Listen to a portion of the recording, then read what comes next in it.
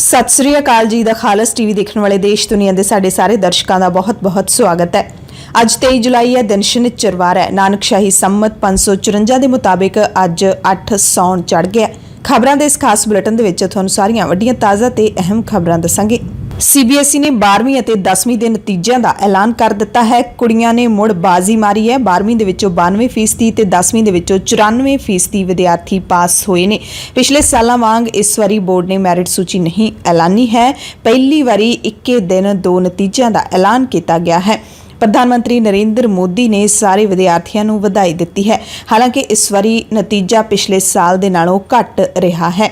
यानी कि पिछले साल 12वीं ਦੇ ਵਿੱਚੋਂ 12ਵੀਂ ਦਾ ਜਿਹੜਾ ਨਤੀਜਾ ਸੀ ਉਹ 99% ਰਿਹਾ ਸੀ, ਐਤਕੀ 92% ਰਹਿ ਗਿਆ। ਤੇ CBSE ਦੇ ਵੱਲੋਂ ਐਕੈਡੈਮਿਕ ਸੈਸ਼ਨ 2022-23 ਦੇ ਲਈ 10ਵੀਂ ਤੇ 12ਵੀਂ ਦੀਆਂ ਬੋਰਡ ਪ੍ਰੀਖਿਆਵਾਂ ਅਗਲੇ ਸਾਲ 15 ਫਰਵਰੀ ਤੋਂ ਲਈਆਂ ਜਾਣਗੀਆਂ।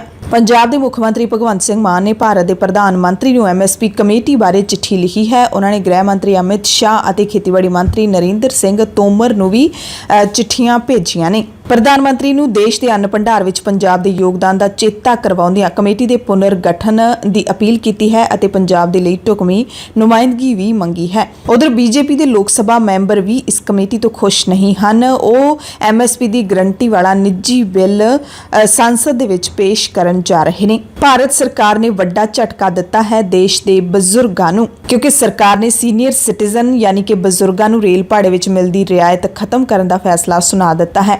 ਇਸ ਤੇ ਵੀ BJP ਦੇ ਹੀ MP ਵਰੁਣ ਗਾਂਧੀ ਨੇ ਜਿਹੜੇ ਹੈਗੇ ਨਿਖੇਧੀ ਕੀਤੀ ਹੈ ਇਸ ਫੈਸਲੇ ਤੇ ਇਤਰਾਜ਼ ਜਤਾਇਆ ਹੈ। ਵਰੁਣ ਨੇ ਸਵਾਲ ਕੀਤਾ ਕਿ ਜਦੋਂ ਸੰਸਦ ਮੈਂਬਰਾਂ ਨੂੰ ਰੇਲ ਕਿਰਾਏ ਵਿੱਚ ਮਿਲਦੀ ਸਬਸਿਡੀ ਜਾਰੀ ਰੱਖੀ ਜਾ ਸਕਦੀ ਹੈ ਤਾਂ ਫਿਰ ਬਜ਼ੁਰਗਾਂ ਨੂੰ ਮਿਲਦੀ ਰਾਹਤ ਨੂੰ ਬੋਝ ਵਜੋਂ ਕਿਉਂ ਵੇਖਿਆ ਜਾ ਰਿਹਾ ਹੈ। ਇਸੇ ਤਰ੍ਹਾਂ ਕਾਂਗਰਸ ਦੇ ਸਾਬਕਾ ਕੌਮੀ ਪ੍ਰਧਾਨ ਰਾਹੁਲ ਗਾਂਧੀ ਨੇ ਵੀ ਤਿੱਖਾ ਟਵੀਟ ਕੀਤਾ ਹੈ ਭਾਰਤ ਸਰਕਾਰ ਤੇ ਇਸ ਮਸਲੇ ਨੂੰ ਲੈ ਕੇ। ਬਜ਼ੁਰਗਾਂ ਤੋਂ ਇਹ ਸਹੂਲਤ ਖਤਮ ਕਰਨ ਤੇ ਰਾਹੁਲ ਗਾਂਧੀ ਨੇ ਕਿਹਾ ਕਿ ਇਹ ਲੋਕਾਂ ਨੂੰ ਤਾਂ ਪੈਸੇ ਲਈ ਤਰਸਾਉਣਗੇ ਪਰ ਦੋਸਤਾਂ ਵਾਸਤੇ ਤਾਰੇ ਵੀ ਤੋੜ ਲਿਆਉਣਗੇ।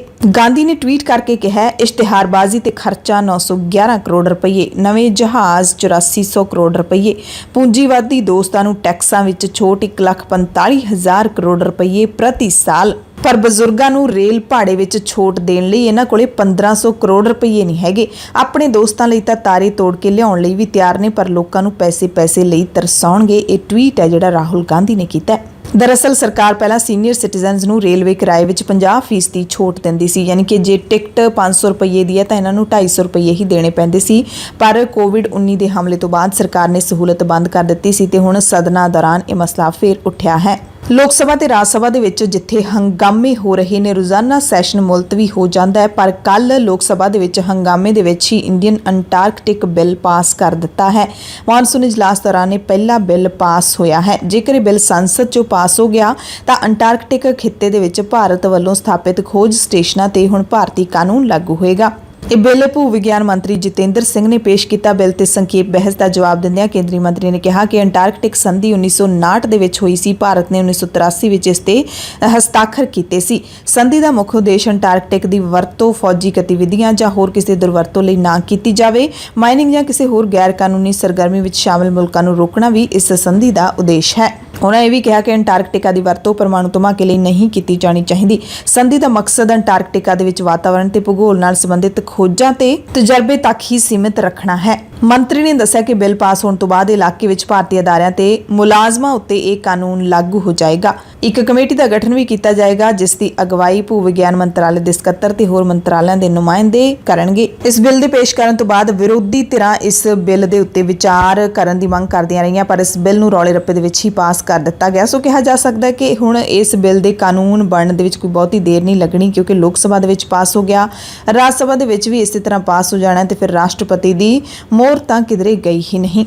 ਸਿੱਧੂ ਮੂਸੇਵਾਲਾ ਕਤਲकांड ਦੀ ਗੱਲ ਕਰ ਲਈਏ ਤਾਂ ਅੱਜ 23 ਜੁਲਾਈ ਨੂੰ ਮੂਸੇਵਾਲੇ ਦੇ ਕਤਲ ਨੂੰ ਹੋਏ ਪੂਰੇ 55 ਦਿਨ ਹੋ ਜਾਣਗੇ। 54ਵੇਂ ਦਿਨ ਕੱਲ ਜੋ ਕੁਝ ਦਿਨ ਪਹਿਲਾਂ ਗੈਂਗਸਟਰਾਂ ਦਾ ਐਨਕਾਊਂਟਰ ਹੋਇਆ ਹੈ ਉਸ ਦੀ ਨਿਆਂਇਕ ਜਾਂਚ ਦੇ ਹੁਕਮ ਦੇ ਦਿੱਤੇ ਗਏ ਨੇ ਅਤੇ ਇਸ ਦੀ ਨਿਆਂਇਕ ਜਾਂਚ ਹੈ ਜਿਹੜੀ ਉਹ ਮਨੁੱਖੀ ਅਧਿਕਾਰ ਕਮਿਸ਼ਨ ਦੀਆਂ ਹਦਾਇਤਾਂ ਉੱਤੇ ਸ਼ੁਰੂ ਕਰ ਦਿੱਤੀ ਗਈ ਹੈ। ਪੁਲਿਸ ਨਾਲ ਹੋਏ ਮੁਕਾਬਲੇ ਦੇ ਮਾਮਲੇ ਦੀ ਜਾਂਚ SDM ਅਜਨਾਲਾ ਅਮਨਪ੍ਰੀਤ ਸਿੰਘ ਨੂੰ ਸੌਂਪੀ ਗਈ ਹੈ, ਜਿਨ੍ਹਾਂ ਨੇ ਕੱਲ ਘਟਨਾ ਸਥਾਨ ਦਾ ਜਾਇਜ਼ਾ ਵੀ ਲਿਆ।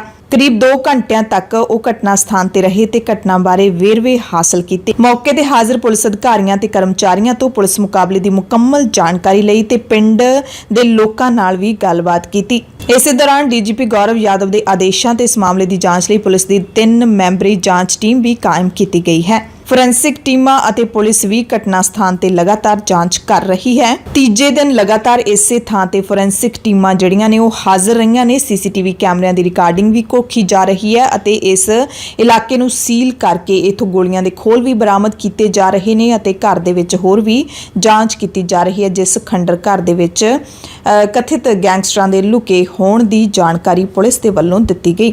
ਤੇ ਇੱਕ ਬਹੁਤ ਹੀ ਹੈਰਾਨੀਜਨਕ ਗੱਲ ਇੱਥੇ ਸਾਹਮਣੇ ਆ ਰਹੀ ਹੈ। ਡੀਸੀਪੀ ਮੁਖਵਿੰਦਰ ਸਿੰਘ ਭੁੱਲਰ ਨੇ ਦੱਸਿਆ ਕਿ ਇਹਨਾਂ ਦੋਵਾਂ ਗੈਂਗਸਟਰਾਂ ਨੂੰ ਇੱਥੇ ਇੱਕ ਕਾਰ ਦੇ ਵਿੱਚ ਲਿਆਂਦਾ ਗਿਆ ਸੀ। ਹੁਣ ਇਸ ਬਿਆਨ ਦੇ ਵਿੱਚ ਕਾਫੀ ਸਾਰੀਆਂ ਗੱਲਾਂ ਲੁਕੀਆਂ ਹੋਈਆਂ ਨੇ। ਪਹਿਲਾਂ ਤਾਂ ਇਹ ਗੱਲ ਪੁਲਿਸ ਨੇ ਦੱਸੀ ਸੀ ਕਿ ਇਹਨਾਂ ਦੋਵੇਂ ਜਣਿਆਂ ਨੂੰ ਕਾਰ ਤੇ ਕੋਈ ਇੱਥੇ ਛੱਡ ਕੇ ਗਿਆ ਸੀ ਤੇ ਛੱਡ ਕੇ ਗਿਆ ਕੌਣ ਹੈ, ਉਸ ਕਾਰ ਦੀ ਜਾਂਚ ਹੁਣ ਕੀਤੀ ਜਾਊਗੀ, ਉਸ ਕਾਰ ਨੂੰ ਲੱਭਿਆ ਜਾਊਗਾ। ਦੂਸਰੇ ਪਾਸੇ ਕਾਰ ਦੇ ਵਿੱਚ ਲਿਆਂਦਾ ਗਿਆ ਦਾ ਮਤਲਬ ਇਹ ਵੀ ਹੋ ਸਕਦਾ ਹੈ ਕਿ ਪੁਲਿਸ ਇਹਨਾਂ ਨੂੰ ਕਾਰ ਦੇ ਵਿੱਚ ਇੱਥੇ ਲੈ ਕੇ ਆਈ ਸੀ, ਇੱਥੇ ਮੁਕਾਬਲਾ ਜਿਹੜਾ ਕੀਤਾ ਗਿਆ ਜਾਂ ਫਿਰ ਬਣਾਇਆ ਗਿਆ। ਬਹੁਤ ਸਾਰੇ ਸਵਾਲ ਉੱਠ ਰਹੇ ਨੇ। ਸੋਸ਼ਲ ਮੀਡੀਆ ਤੇ ਵੀ ਲੋਕ ਸਵਾਲ ਚੁੱਕ ਰਹੇ ਨੇ। ਸਭ ਤੋਂ ਪਹਿਲਾਂ ਤਾਂ ਸਵਾਲ ਰਾਜਾ ਵੜਿੰਗ ਨੇ ਹੀ ਚੁੱਕੇ ਸੀ। ਕਾਂਗਰਸ ਪੰਜਾਬ ਦੇ ਪ੍ਰਧਾਨ ਨੇ, ਉਹਨਾਂ ਨੇ ਕਿਹਾ ਸੀ ਕਿ ਜਿਉਂਦੇ ਜੀ ਇਹਨਾਂ ਨੂੰ ਕਿਉਂ ਨਹੀਂ ਫੜਿਆ ਗਿਆ। ਗੈਂਗਸਟਰ 2 ਸਨ, ਉਹਨਾਂ ਕੋਲੇ 2 ਹੀ ਜੇ ਹਥਿਆਰ ਬਰਾਮਦ ਹੋਏ ਨੇ, AK-47 ਅਤੇ ਪਿਸਤੌਲ। ਬਾਕੀ ਹਾਲਾਂਕਿ ਪੁਲਿਸ ਨੇ ਕਿਹਾ ਕਿ ਉਹਨਾਂ ਦੇ ਕੋਲ ਬੈਗ ਮਿਲੇ ਸੀ, ਬੈਗਾਂ ਦੇ ਵਿੱਚੋਂ ਵੀ ਕਾਫੀ ਅਸਲਾ ਬਰਾਮਦ ਹੋਇਆ ਹੈ। ਪਰ ਵੜਿੰਗ ਨੇ ਸਵਾਲ ਚੁੱਕੇ ਸੀ ਕਿ ਸਬੂਤਾਂ ਨੂੰ ਮਿਟਾ ਦਿੱਤਾ ਗਿਆ ਹੈ, ਉਹਨਾਂ ਨੂੰ ਮਾਰ ਕੇ, ਬਲਕਿ ਉਹਨਾਂ ਨੂੰ ਜਿਉਂਦੇ ਜੀ ਫੜਿਆ ਜਾਣਾ ਚਾਹੀਦਾ ਸੀ, ਪੁੱਛਗਿੱਛ ਕੀਤੀ ਜਾਣੀ ਚਾਹੀਦੀ ਸੀ ਜਿਵੇਂ ਦੂਸਰਿਆਂ ਤੋਂ ਹੋ ਰਹੀ ਹੈ। ਤੇ ਵੜਿੰਗ ਨੇ ਇਹ ਵੀ ਕਿਹਾ ਸੀ ਕਿ ਇਹਨਾਂ 2 ਗੈਂਗਸਟਰਾਂ ਨੂੰ ਮਾਰ ਕੇ ਪੁਲਿਸ ਇਸ ਕਤਲकांड ਦੀ ਜਾਂਚ ਦੇ ਵਿੱਚੋਂ ਬਰੀ ਨਹੀਂ ਹੋ ਸਕਦੀ। ਜੋ ਸੁਰੱਖਿਆ ਘਟਾਉਣ ਦੀਆਂ ਖਬਰਾਂ ਨਸ਼ਰ ਕੀਤੀਆਂ ਗਈਆਂ, ਜਿਸ ਕਰਕੇ ਇਹ ਕਤਲकांड ਵਾਪਰਿਆ ਹੈ, ਗੱਲਾਂ ਸਾਹਮਣੇ ਆ ਚੁੱਕੀਆਂ ਨੇ। ਉਸ ਗੱਲ ਦੀ ਕੌਣ ਜਾਂਚ ਕਰੂਗਾ, ਉਸ ਦੀ ਜ਼ਿੰਮੇਵਾਰੀ ਕਿਸ ਦੀ ਹੋਵੇਗੀ। ਇਸ ਦੇ ਨਾਲ ਲੋਕ ਜਿਹੜੇ ਸਵਾਲ ਚੁੱਕ ਰਹੇ ਨੇ, ਸਭ ਤੋਂ ਪਹਿਲਾਂ ਤਾਂ ਇਹ ਕਿ AK-47 ਜਿਸ ਗੈਂਗਸਟਰ ਦੇ ਕੋਲ ਰੱਖੀ ਗਈ ਹੈ ਉਹ ਪੁੱਠੀ ਰੱਖੀ ਗਈ ਹੈ, ਜਦ ਕਿ ਜੇ ਉਹ ਗੈਂਗਸਟਰ AK-47 ਦੇ ਨਾਲ ਮੁਕਾਬਲਾ ਕਰ ਰਿਹਾ ਸੀ ਤਾਂ ਪਹਿਲੀ ਗੱਲ ਤਾਂ ਉਹ ਲੰਬਾ ਪਿਆ ਹੁੰਦਾ। ਦੂਸਰੀ ਗੱਲ, ਉਹਦੇ ਹੱਥ ਨੇ ਜਿਹੜੇ ਉਹ ਹੋਣੇ ਸੀ AK-47 ਤੇ ਹੋਣੇ ਸੀ। ਜੇ ਉਹ ਮਰ ਵੀ ਰਿਹਾ ਤਾਂ ਉਹਨੇ AK-47 ਤਾਂ ਨਹੀਂ ਛੱਡੀ ਹੋਣੀ ਜੇ ਉਹ ਇਸ ਵੱਡੇ ਹਥਿਆਰ ਦੇ ਨਾਲ ਐਡਾ ਮੁਕਾਬਲਾ ਕਰ ਰਿਹਾ ਹੈ। ਇਹ ਸਵਾਲ ਹੈ ਜਿਹੜਾ ਉੱਠ ਰਿਹਾ ਹੈ। ਦੂਜੇ ਪਾਸੇ ਦੋਵੇਂ ਗੈਂਗਸਟਰ ਕਤਲकांड ਦੇ ਵਿੱਚ ਹੀ ਸ਼ਾਮਲ ਸਨ। ਇਸ ਦੀ ਪੁਸ਼ਟੀ ਹੈ ਜਿਹੜੀ ਉਹ ਸਿੱਧੂ ਮੂਸੇਵਾਲੇ ਦੇ ਉਹਨਾਂ ਦੋਸਤਾਂ ਨੇ ਕੀਤੀ ਹੈ ਜਿਹੜੇ ਵਾਰਦਾਤ ਮੌਕੇ ਉਸ ਦੇ ਨਾਲ ਥਾਰ ਦੇ ਵਿੱਚ ਸਵਾਰ ਸਨ। ਹਸਪਤਾਲ ਦੇ ਵਿੱਚੋਂ ਉਚੇਚੇ ਤੌਰ ਤੇ ਸਿੱਧੂ ਮੂਸੇਵਾਲੇ ਦੇ ਪਿਤਾ ਬਲਕੌਰ ਸਿੰਘ ਦੋਵਾਂ ਨੂੰ ਲੈ ਕੇ ਗਏ ਨੇ ਅੰਮ੍ਰਿਤਸਰ ਦੇ ਮੁਰਦਾ ਘਰ ਦੇ ਵਿੱਚ ਜਾ ਕੇ। ਇਹਨਾਂ ਨੇ ਦੋਸਤਾਂ ਨੇ ਦੋਵਾਂ ਦੀਆਂ ਲਾਸ਼ਾਂ ਨੂੰ ਦੇਖਿਆ ਹੈ। ਪੁਸ਼ਟੀ ਕੀਤੀ ਹੈ ਕਿ ਮੰਨੂ ਅਤੇ ਕੁੱਸਾਹੀ ਨੇ ਜਿਹੜੇ ਕਿ ਕਤਲकांड ਦੇ ਵਿੱਚ ਸ਼ਾਮਲ ਸਨ, ਉਸ ਵਕਤ ਮੌਕੇ ਤੇ ਮੌਜੂਦ ਸਨ। ਇੱਕ ਇਹ ਵੀ ਜਾਣਕਾਰੀ ਤੁਹਾਨੂੰ ਦੇ ਦਿੰਦੇ ਹਾਂ ਕਿ ਜਦੋਂ ਕੋਈ ਵੀ ਮੁਕਾਬਲਾ ਹੁੰਦਾ ਹੈ, ਪੁਲਿਸ ਮੁਕਾਬਲੇ ਦੇ ਵਿੱਚ ਕੋਈ ਮਾਰਿਆ ਜਾਂਦਾ ਹੈ, ਐਨਕਾਊਂਟਰ ਹੁੰਦਾ ਤਾਂ ਉਸ ਦੀ ਨਿਆਂਇਕ ਜਾਂਚ ਕੀਤੀ ਹੀ ਜਾਂਦੀ ਹੈ। ਪਰ ਜਾਂਚ ਦੀ ਰਿਪੋਰਟ ਸੱਚੀ ਹੁੰਦੀ ਹੈ ਜਾਂ ਫਿਰ ਪੁਲਿਸ ਦੇ ਮੁਤਾਬਿਕ ਹੁੰਦੀ ਹੈ, ਇਸ ਬਾਰੇ ਤਾਂ ਅਸੀਂ ਕੁਝ ਨਹੀਂ ਕਹਿ ਸਕਦੇ, ਪਰ ਜਾਂਚ ਹਮੇਸ਼ਾ ਹੁੰਦੀ ਹੈ, ਹਰ ਐਨਕਾਊਂਟਰ ਦੀ ਹੁੰਦੀ ਹੈ। ਉਧਰ ਮਾਰੇ ਗਏ ਗੈਂਗਸਟਰ ਮੰਨੂ ਤੇ ਰੂਪਾ ਦਾ ਵੀ ਰਾਤ ਦੇ ਹਨੇਰੇ ਵਿੱਚ ਅੰਤਿਮ ਸੰਸਕਾਰ ਕਰ ਦਿੱਤਾ ਗਿਆ। ਪੋਸਟਮਾਰਟਮ ਦੇਰ ਨਾਲ ਨਿਬੜਿਆ ਸੀ, ਇਸ ਕਰਕੇ ਅੱਧੀ ਰਾਤ ਨੂੰ ਇੱਕ ਦਾ 2 ਵਜੇ, ਇੱਕ ਦਾ 3 ਵਜੇ ਅੰਤਿਮ ਸੰਸਕਾਰ ਕੀਤਾ ਗਿਆ। ਮਨਪ੍ਰੀਤ ਸਿੰਘ ਮੰਨੂ ਦਾ ਕੁੱਸਾ ਪਿੰਡ ਦੇ ਵਿੱਚ ਅੰਤਿਮ ਸੰਸਕਾਰ ਜਿਸ ਵਕਤ ਪੁਲਿਸ ਦੇ ਵੱਡੇ ਸੁਰੱਖਿਆ ਘੇਰੇ ਵਿੱਚ ਕੀਤਾ ਗਿਆ ਤਾਂ ਉਸ ਦੀ ਮਾਤਾ ਪਾਲ ਕੌਰ ਰੋ ਰਹੀ ਸੀ। ਉਸਨੇ ਕਿਹਾ ਕਿ ਕੋਈ ਵੀ ਮਾਂ ਗੈਂਗਸਟਰ ਪੁੱਤ ਨਹੀਂ ਜੰਮਦੀ, ਉਸਨੂੰ ਗੈਂਗਸਟਰ ਬਣਾ ਦਿੱਤਾ ਜਾਂਦਾ ਹੈ। ਮੇਰੇ ਪੁੱਤ ਨੂੰ ਵੀ ਗੈਂਗਸਟਰ ਬਣਾਇਆ ਗਿਆ। ਰੋਸਾ ਵੀ ਜ਼ਾਹਿਰ ਕੀਤਾ ਮਾਂ ਨੇ ਰੋਂਦੀ ਰੋਂਦੀ ਨੇ ਕਿ ਮੂਸੇਵਾਲੇ ਦੇ ਗੋਲੀ ਮਾਰਦੇ ਦੀ ਕਿਹੜਾ ਉਸਦੇ ਪੁੱਤ ਦੀ ਕੋਈ ਵੀਡੀਓ ਸਾਹਮਣੇ ਆਈ ਹੈ, ਕੀ ਸਬੂਤ ਹੈ ਕਿ ਉਸੇ ਨੇ ਮੂਸੇਵਾਲੇ ਨੂੰ ਮਾਰਿਆ ਹੈ। ਉਸਦੇ ਪਿਤਾ ਸੁਖਦੇਵ ਸਿੰਘ ਨੇ ਵੀ ਕਿਹਾ ਕਿ ਮੰਨੂ ਸ਼ਰੀਫ ਮੁੰਡਾ ਤੇ ਲੱਕੜ ਦਾ ਵਧੀਆ ਕਾਰੀਗਰ ਸੀ, ਪਰ ਉਸਨੂੰ ਘਰ ਛੱਡਣ ਲਈ ਮਜਬੂਰ ਹੋਣਾ ਪਿਆ। ਮਾਪਿਆਂ ਨੇ ਕਿਹਾ ਕਿ 2.5 ਮਹੀਨੇ ਪਹਿਲਾਂ ਉਹਨਾਂ ਨੂੰ ਮਿਲ ਕੇ ਗਿਆ ਸੀ। ਸੋ ਇਸ ਗੱਲ ਦੇ ਵਿੱਚ ਤਾਂ ਕੋਈ ਸ਼ੱਕ ਨਹੀਂ ਕਿ ਜਦੋਂ ਕੋਈ ਵੀ ਸਿਸਟਮ ਤੋਂ ਬਾਗੀ ਹੁੰਦਾ ਹੈ, ਕੋਈ ਗੈਂਗਸਟਰ ਬਣਦਾ ਹੈ ਜਾਂ ਫਿਰ ਕਿਸੇ ਹੋਰ ਰਾਹ ਵੱਲ ਤੁਰ ਪੈਂਦਾ ਹੈ ਤਾਂ ਉਸ ਨੂੰ ਸਿਸਟਮ ਮਜਬੂਰ ਕਰਦਾ ਹੈ। ਜਿੰਨੇ ਵੀ ਵਿੱਕੀ ਗੌਂਡਰ ਵਰਗੇ ਨੌਜਵਾਨ ਜਿਹੜੇ ਕਿ ਮੁਕਾਬਲਿਆਂ ਦੇ ਵਿੱਚ, ਕਥਿਤ ਮੁਕਾਬਲਿਆਂ ਦੇ ਵਿੱਚ ਮਾਰ ਦਿੱਤੇ ਗਏ ਨੇ, ਉਹ ਸਾਰੇ ਉੱਚ ਕੋਟੀ ਦੇ ਨੌਜਵਾਨ ਸਨ, ਪੜ੍ਹਾਈ ਲਿਖਾਈ ਦੇ ਵਿੱਚ ਚੰਗੇ ਸਨ। ਵਿੱਕੀ ਗੌਂਡਰ ਖੁਦ ਇੱਕ ਨੈਸ਼ਨਲ ਪਲੇਅਰ ਸੀ ਹਾਕੀ ਦਾ। ਉਸ ਨੂੰ ਕਿਵੇਂ ਲੀਡਰਾਂ ਨੇ ਆਪਣੇ ਚੁੰਗਲ ਦੇ ਵਿੱਚ ਫਸਾਇਆ, ਕਿਸ ਤਰੀਕੇ ਇਸ ਰਾਹ ਤੇ ਤੋਰਿਆ, ਉਸ ਕਹਾਣੀ ਤੋਂ ਕੋਈ ਵੀ ਜਿਹੜਾ ਆਪਾਂ ਕਹਿ ਸਕਦੇ ਹਾਂ ਕਿ ਅਣਜਾਣ ਨਹੀਂ ਹੈਗਾ। ਉਦੋਂ ਸਾਰੀਆਂ ਇਹ ਗੱਲਾਂ ਚੱਲੀਆਂ ਨੇ। ਪਿੰਡ ਦੇ ਲੋਕ ਕਿਸ ਕਦਰ ਵਿੱਕੀ ਗੌਂਡਰ ਦੀ ਤਾਰੀਫ ਕਰਦੇ ਸੀ। ਤੇ ਜੇ ਲਾਰੈਂਸ ਬਿਸ਼ਨੋਈ ਦੀ ਗੱਲ ਕਰਦੇ ਹਾਂ, ਲਾਰੈਂਸ ਬਿਸ਼ਨੋਈ ਹੈ ਜਿਹੜਾ, ਉਹ ਫਿਰੋਜ਼ਪੁਰ ਦੇ ਇੱਕ ਪਿੰਡ ਦਾ ਰਹਿਣ ਵਾਲਾ ਹੈ। ਪਿੰਡ ਵਾਲੇ ਉਸ ਨੂੰ ਵੀ ਇੱਕ ਸ਼ਰੀਫ ਮੁੰਡਾ ਦੱਸਦੇ ਨੇ, ਪਰ ਮਹਿੰਗੇ ਜਿਹੜੇ ਸ਼ੌਂਕ ਉਹ ਰੱਖਦਾ ਸੀ, ਲੋਕਾਂ ਦੀ ਮਦਦ ਵੀ ਕਰਦਾ ਸੀ, ਪਰ ਕਈ ਸਾਲਾਂ ਤੋਂ ਹੁਣ ਪਿੰਡੋਂ ਬਾਹਰ ਸੀ। ਸੱਚਾਈ ਹੈ ਕਿ ਜਦੋਂ ਇਸ ਪਾਸੇ ਵੱਲ ਪੈਰ ਧਰ ਲੈਂਦੇ ਨੇ, ਅਪਰਾਧਾਂ ਦੀ ਦੁਨੀਆ ਦੇ ਵਿੱਚ ਇਹ ਸ਼ਾਮਿਲ ਹੋ ਜਾਂਦੇ ਨੇ, ਦਾਖਲ ਹੋ ਜਾਂਦੇ ਨੇ, ਉਸ ਤੋਂ ਬਾਅਦ ਇਹਨਾਂ ਦਾ ਪਿੱਛੇ ਮੁੜਨਾ ਮੁਸ਼ਕਿਲ ਹੋ ਜਾਂਦਾ ਹੈ। ਹੁਣ ਭਾਵੇਂ ਪੰਜਾਬ ਸਰਕਾਰ ਕਹਿ ਰਹੀ ਹੈ, ਗੈਂਗਸਟਰਾਂ ਨੂੰ ਅਪੀਲਾਂ ਕਰ ਰਹੀ ਹੈ ਕਿ ਉਹ ਮੁੱਖ ਧਾਰਾ ਦੇ ਵਿੱਚ ਮੁੜ ਆਉਣ, ਪਰ ਉਹਨਾਂ ਨੂੰ ਮੁੜਨ ਦੇ ਲਈ ਵਿਕਲਪ ਕੀ ਦੇ ਰਹੀ ਹੈ ਸਰਕਾਰ? ਇਹ ਬਹੁਤ ਜ਼ਰੂਰੀ ਤੇ ਅਹਿਮ ਸਵਾਲ ਹੈ, ਕਿਉਂਕਿ ਹੈਗੇ ਜਿਹੜੇ ਪੰਜਾਬ ਨਾਲ ਸੰਬੰਧਿਤ ਨੇ, ਹੈਗੇ ਪੰਜਾਬ ਦੇ ਪੁੱਤ ਹੀ ਨੇ, ਬੜੇ ਲਾਇਕ ਪੁੱਤ ਸੀਗੇ ਕਈ ਤਾਂ, ਪਰ ਇਹਨਾਂ ਨੂੰ ਇਸ ਰਾਹ ਦੇ ਵੱਲ ਤੋਰ ਦਿੱਤਾ ਗਿਆ। ਜਿਵੇਂ ਮੰਨੂ ਦੀ ਮਾਂ ਨੇ ਵਿਲਕਦੇ ਹੋਏ ਕਿਹਾ ਕਿ ਕੋਈ ਸ਼ੌਂਕ ਨਾਲ ਜਾਂ ਫਿਰ ਢਿੱਡੋਂ ਗੈਂਗਸਟਰ ਨਹੀਂ ਪੈਦਾ ਹੁੰਦਾ, ਉਸ ਨੂੰ ਗੈਂਗਸਟਰ ਬਣਾ ਦਿੱਤਾ ਜਾਂਦਾ। ਇਸ ਕੇਸ ਦੇ ਵਿੱਚ ਵੀ ਸ਼ੂਟਰਾਂ ਨੂੰ ਮਾਰ ਦਿੱਤਾ ਗਿਆ, 2 ਸ਼ੂਟਰਾਂ ਨੂੰ ਮਾਰ ਦਿੱਤਾ ਗਿਆ, ਬਾਕੀ ਜੇਲ੍ਹਾਂ ਦੇ ਵਿੱਚ ਬੰਦ ਨੇ, ਪਰ ਇਹਨਾਂ ਨੇ ਕਤਲ ਕੀਤਾ ਕਿਸੇ ਗੈਂਗਸਟਰ ਦੇ ਕਹਿਣ ਦੇ ਉੱਤੇ। ਜੇਲ੍ਹ ਵਿੱਚ ਬੈਠੇ ਲਾਰੈਂਸ ਬਿਸ਼ਨੋਈ ਦਾ ਨਾਮ ਸਾਹਮਣੇ ਆਇਆ ਹੈ, ਪਰ ਕੀ ਲਾਰੈਂਸ ਬਿਸ਼ਨੋਈ ਦੇ ਪਿੱਛੇ ਜੋ ਹੈ, ਜੋ ਅਸਲ ਅਪਰਾਧੀ ਹੈ, ਉਸ ਨੂੰ ਪੁਲਿਸ ਸਾਹਮਣੇ ਲਿਆ ਸਕੂਗੀ? ਕਦੇ ਉਸ ਦਾ ਨਾਮ ਨਸ਼ਰ ਹੋ ਸਕੇਗਾ? ਇਹ ਸਭ ਤੋਂ ਅਹਿਮ ਸਵਾਲ ਹੈ ਜੋ ਸਿੱਧੂ ਮੂਸੇਵਾਲੇ ਦੇ ਪਿਤਾ ਵੀ ਕਰਦੇ ਨੇ ਕਿ 2 ਜਣਿਆਂ ਨੂੰ ਮਾਰਨ ਨਾਲ ਮੇਰੇ ਪੁੱਤ ਨੇ ਵਾਪਸ ਨਹੀਂ ਆਉਣਾ। ਗੈਂਗਸਟਰ ਖਤਮ ਹੋਣੇ ਚਾਹੀਦੇ ਨੇ, ਉਹਨਾਂ ਦੇ ਪਿੱਛੇ ਦੀ ਤਾਕਤ ਖਤਮ ਹੋਣੀ ਚਾਹੀਦੀ ਹੈ, ਜਿਹੜੇ ਜੇਲ੍ਹ 'ਚ ਬੈਠੇ ਵੀ ਸਲਤਨਤ ਆਪਣੀ ਚਲਾ ਰਹੇ ਨੇ।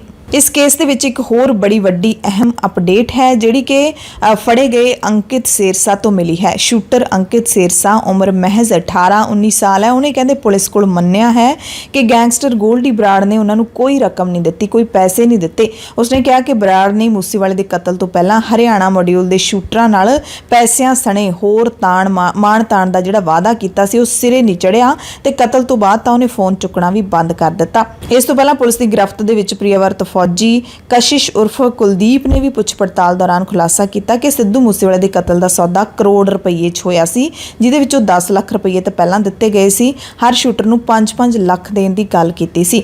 ਹਾਲਾਂਕਿ ਕੈਨੇਡਾ ਬੈਠੇ ਗੈਂਗਸਟਰ ਗੋਲਡੀ ਬਰਾੜ ਨੇ ਕੁਝ ਦਿਨ ਪਹਿਲਾਂ ਜਾਰੀ ਕੀਤੀ ਵੀਡੀਓ 'ਚ ਕਿਹਾ ਸੀ ਕਿ ਸਿੱਧੂ ਮੂਸੇਵਾਲੇ ਨੂੰ ਮਾਰਨ ਲਈ ਕੋਈ ਪੈਸਾ ਨਹੀਂ ਦਿੱਤਾ ਗਿਆ, ਬਲਕਿ ਸ਼ੂਟਰ ਇਹ ਦਾਅਵਾ ਕਰ ਰਹੇ ਨੇ ਕਿ ਫਿਰੌਤੀ ਦੀ ਰਕਮ ਪੂਰੀ ਨਹੀਂ ਮਿਲੀ। ਬਰਾੜ ਨੇ ਫੋਨ ਚੁੱਕਣੇ ਵੀ ਬੰਦ ਕਰ ਦਿੱਤੇ ਸੀ। ਸੋ ਆਖਿਰਕਾਰ ਗੱਲ ਮੁੱਕਦੀ ਇਸੇ ਗੱਲ ਤੇ ਆ ਕੇ ਹੈ ਕਿ ਬੁਰੇ ਕੰਮ ਦਾ ਬੁਰਾ ਹੀ ਨਤੀਜਾ ਹੁੰਦਾ ਹੈ। ਜੇ ਤੁਸੀਂ ਇਸ ਦਲਦਲ ਦੇ ਵਿੱਚ ਪੈਰ ਧਰਿਆ ਹੈ ਤਾਂ ਉਹਦੇ ਵਿੱਚ ਤੁਸੀਂ ਫਸੋਗੇ ਹੀ ਫਸੋਗੇ, ਕਿਉਂਕਿ ਤੁਹਾਨੂੰ ਪਨਾਹਾਂ ਦੇਣ ਵਾਲੇ, ਤੁਹਾਡੀ ਪੁਸ਼ਤ ਪਨਾਹੀ ਕਰਨ ਵਾਲੇ ਵੱਡੇ ਹੁੰਦੇ ਨੇ, ਤੇ ਵੱਡੇ ਕਦੇ ਵੀ ਜਦੋਂ ਖੁਲਾਸੇ ਹੋ ਜਾਂਦੇ ਨੇ ਤੁਹਾਡੇ ਬਾਰੇ ਤਾਂ ਤੁਹਾਡਾ ਸਾਥ ਕਦੇ ਨਹੀਂ ਦੇਣਗੇ, ਤੁਹਾਨੂੰ ਹੀ ਮਰਨਾ ਪਊਗਾ। ਜ਼ਰੂਰ ਅਪੀਲ ਕਰਨ ਨੂੰ ਮਨ ਕਰਦਾ ਹੈ, ਖਾਲਸ ਟੀਵੀ ਦੇ ਜ਼ਰੀਏ ਨਿੱਜੀ ਤੌਰ ਤੇ ਅਪੀਲ ਕਰਨ ਨੂੰ ਮਨ ਕਰਦਾ ਹੈ ਕਿ ਇਸ ਰਾਹ ਤੋਂ ਵਾਪਸ ਮੁੜ ਆਓ। ਇਸ ਰਾਹ ਤੇ ਸਿਰਫ ਤੁਹਾਨੂੰ ਵਰਤਿਆ ਜਾਂਦਾ ਹੈ, ਵਰਤ ਕੇ ਤੁਹਾਨੂੰ ਖਤਮ ਕਰ ਦਿੱਤਾ ਜਾਂਦਾ ਹੈ। ਇਹ ਸੱਚਾਈ ਹੈ। ਪੰਜਾਬ ਦੇ ਮੁੱਖ ਮੰਤਰੀ ਭਗਵੰਤ ਸਿੰਘ ਮਾਨ ਨੇ ਕੱਲ ਫਿਰ ਚੇਤਾਵਨੀ ਦਿੱਤੀ ਹੈ ਕਿ ਗੈਂਗਸਟਰ ਨਤੀਜੇ ਭੁਗਤਣ ਦੇ ਲਈ ਤਿਆਰ ਰਹਿਣ। ਹਾਲਾਂਕਿ ਆਮ ਆਦਮੀ ਪਾਰਟੀ ਦੀ ਸਰਕਾਰ ਦੀ ਕੱਲ ਹਾਈ ਕੋਰਟ ਦੇ ਵਿੱਚ ਕਾਫੀ ਖਿਚਾਈ ਹੋਈ ਹੈ। ਸੁਰੱਖਿਆ ਲੀਕ ਮਾਮਲੇ ਦੇ ਵਿੱਚ ਖਿਚਾਈ ਕੀਤੀ ਗਈ ਹੈ।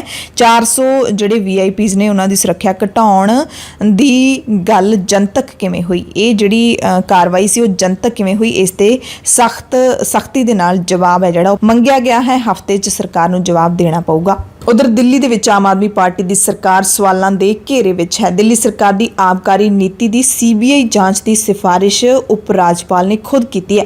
ਮੁੱਖ ਸਕੱਤਰ ਦੀ ਰਿਪੋਰਟ ਦੇ ਆਧਾਰ ਤੇ ਸਿਫਾਰਿਸ਼ ਕੀਤੀ ਹੈ। ਨਿਯਮਾਂ ਤੇ ਪ੍ਰਕਿਰਿਆ ਦੇ ਵਿੱਚ ਖਾਮੀਆਂ ਦੀ ਉਲੰਘਣਾ ਦੇ ਦੋਸ਼ ਲਾਏ ਨੇ ਤੇ ਉਪ ਮੁੱਖ ਮੰਤਰੀ ਮਨੀਸ਼ ਸਿਸੋਦੀਆ ਦੇ ਫੈਸਲਿਆਂ ਦੇ ਇਸ ਸਿਫਾਰਿਸ਼ ਦੇ ਨਾਲ ਉਂਗਲ ਉੱਠੀ ਹੈ, ਫੈਸਲਿਆਂ ਦੇ ਉੱਤੇ ਉਂਗਲ ਉੱਠੀ ਹੈ। ਇਸ ਵੱਡੀ ਸਿਫਾਰਿਸ਼ ਤੋਂ ਬਾਅਦ ਦਿੱਲੀ ਦੇ ਮੁੱਖ ਮੰਤਰੀ ਅਰਵਿੰਦ ਕੇਜਰੀਵਾਲ ਨੂੰ ਲਾਈਵ ਹੋਣਾ ਪਿਆ। ਸਿੱਧੇ ਪ੍ਰਸਾਰਣ ਦੇ ਵਿੱਚ ਉਹਨਾਂ ਨੇ ਕਿਹਾ ਕਿ ਅਸੀਂ ਭਗਤ ਸਿੰਘ ਦੇ ਵਾਰਿਸ ਜੇਲ੍ਹ ਜਾਣ ਤੋਂ ਨਹੀਂ ਡਰਦੇ। ਕਹਿੰਦੇ ਮੈਂ ਜਾਣਦਾ ਕਿ ਮਨੀਸ਼ ਸਿਸੋਦੀਆ ਨੂੰ ਜਲਦੀ ਗ੍ਰਿਫਤਾਰ ਕੀਤਾ ਜਾਊਗਾ। ਮੈਨੂੰ ਮਹੀਨਾ ਪਹਿਲਾਂ ਹੀ ਪਤਾ ਲੱਗ ਗਿਆ ਸੀ। ਦੇਸ਼ ਦੇ ਵਿੱਚ ਹੁਣ ਇੱਕ ਨਵੀਂ ਪ੍ਰਣਾਲੀ ਹੈ, ਉਹ ਫੈਸਲਾ ਕਰਦੇ ਨੇ ਕਿ ਕਿਹਨੂੰ ਜੇਲ੍ਹ ਭੇਜਣਾ ਹੈ, ਫਿਰ ਇੱਕ ਘੜਿਆ ਹੋਇਆ ਕੇਸ ਪੇਸ਼ ਕੀਤਾ ਜਾਂਦਾ ਹੈ। BJP ਤੇ ਤੰਜ ਕੱਸਦਿਆਂ ਕੇਜਰੀਵਾਲ ਨੇ ਕਿਹਾ ਕਿ ਤੁਸੀਂ ਸਾਰੇ ਸਾਵਰਕਰ ਦੀ ਔਲਾਦ ਹੋ ਜੋ ਜੇਲ੍ਹ ਜਾਣ ਤੋਂ ਡਰਦੇ ਹੋ। ਅਸੀਂ ਭਗਤ ਸਿੰਘ ਦੀ ਔਲਾਦ ਹਾਂ, ਜੇਲ੍ਹਾਂ ਤੋਂ नहीं डरते। सारा मामला झूठा है। तो अब हमारे देश के अंदर एक नया सिस्टम लागू किया गया है। पहले ये तय किया जाता है कि किस आदमी को जेल भेजना है और फिर उसके खिलाफ एक मनगढ़ंत झूठा केस बनाया जाता है और उसे ज़बरदस्ती जेल भेजा जाता है। एक नया सिस्टम हमारे देश के अंदर अब लागू हुआ है। पूरा का पूरा केस बिल्कुल झूठा है, बिल्कुल झूठा है। उसमें रत्ती भर की भी सच्चाई नहीं है। ਸੋ ਕੇਜਰੀਵਾਲ ਨੇ ਮਨੀਸ਼ ਸਿਸੋਦੀਆ ਦਾ ਡਟ ਕੇ ਬਚਾਅ ਕਰਦਿਆਂ ਕਿਹਾ ਕਿ ਮੈਂ ਸਿਸੋਦੀਆ ਨੂੰ ਪਿਛਲੇ 22 ਸਾਲਾਂ ਤੋਂ ਜਾਣਦਾ, ਉਹ ਬਹੁਤ ਇਮਾਨਦਾਰ ਲੀਡਰ ਹੈ। ਕੇਜਰੀਵਾਲ ਨੇ ਦਲੀਲ ਦਿੱਤੀ ਕਿ ਸੀਬੀਆਈ ਅਤੇ ਈਡੀ ਵਰਗੀਆਂ ਕੇਂਦਰੀ ਏਜੰਸੀਆਂ ਦਿੱਲੀ ਸਰਕਾਰ ਦੇ ਹਰ ਮੰਤਰੀ ਵਿਰੁੱਧ ਜਾਂਚ ਕਰਨਗੀਆਂ, ਕਿਉਂਕਿ ਸਾਡੀ ਪਾਰਟੀ ਦੀ ਪੰਜਾਬ 'ਚ ਜਿੱਤ ਤੋਂ ਬਾਅਦ ਬੀਜੇਪੀ ਅਰਵਿੰਦ ਕੇਜਰੀਵਾਲ ਤੋਂ ਡਰਨ ਲੱਗ ਪਈ ਹੈ। ਸੋ ਉਪ ਰਾਜਪਾਲ ਨੇ ਇਸੇ ਮਹੀਨੇ ਦੇ ਸ਼ੁਰੂ ਵਿੱਚ ਦਿੱਲੀ ਦੇ ਮੁੱਖ ਸਕੱਤਰ ਦੀ ਰਿਪੋਰਟ ਦੇ ਆਧਾਰ ਤੇ ਸੀਬੀਆਈ ਜਾਂਚ ਦੀ ਸਿਫਾਰਿਸ਼ ਕੀਤੀ ਸੀ। ਉਪ ਰਾਜਪਾਲ ਵੀਕੇ ਸਕਸੈਨਾ ਨੇ ਆਬਕਾਰੀ ਨੀਤੀ 2021-22 ਦੀ ਸੀਬੀਆਈ ਜਾਂਚ ਦੀ ਸਿਫਾਰਿਸ਼ ਕੀਤੀ ਹੈ। ਉਹਨਾਂ ਕਿਹਾ ਕਿ ਇਸ ਦੇ ਵਿੱਚ ਜਿਹੜੇ ਐਕਟ ਨੇ 1991 ਦਾ GNCTD ਐਕਟ, ਕਾਰੋਬਾਰੀ ਨਿਯਮਾਂ ਦੇ ਟ੍ਰਾਂਜੈਕਸ਼ਨ 1993, ਦਿੱਲੀ ਆਬਕਾਰੀ ਐਕਟ 2009 ਤੇ ਦਿੱਲੀ ਐਕਸਾਈਜ਼ ਰੂਲਸ 2010 ਦੀ ਪਹਿਲੀ ਨਜ਼ਰੇ ਉਲੰਘਣਾ ਦਾ ਜ਼ਿਕਰ ਰਿਪੋਰਟ ਦੇ ਵਿੱਚ ਕੀਤਾ ਗਿਆ ਹੈ। ਇਸ ਕਰਕੇ ਇਸ ਦੀ ਜਾਂਚ ਹੋਣੀ ਚਾਹੀਦੀ ਹੈ। ਸੋ ਇੱਕ ਪਾਸੇ ਜਿੱਥੇ ਪੰਜਾਬ ਦੇ ਵਿੱਚ ਆਮ ਆਦਮੀ ਪਾਰਟੀ ਦੀ ਸਰਕਾਰ ਨੇ ਆਬਕਾਰੀ ਨੀਤੀ ਲਿਆਂਦੀ ਹੈ, ਨਵੀਂ ਪਾਲਿਸੀ ਲਿਆਂਦੀ ਹੈ, ਉਸ ਨੂੰ ਵੀ ਹਾਈ ਕੋਰਟ ਨੇ ਹਾਲ ਦੀ ਘੜੀ ਰੋਕ ਲਾ ਦਿੱਤੀ ਹੈ ਉਸ ਤੇ ਵੀ।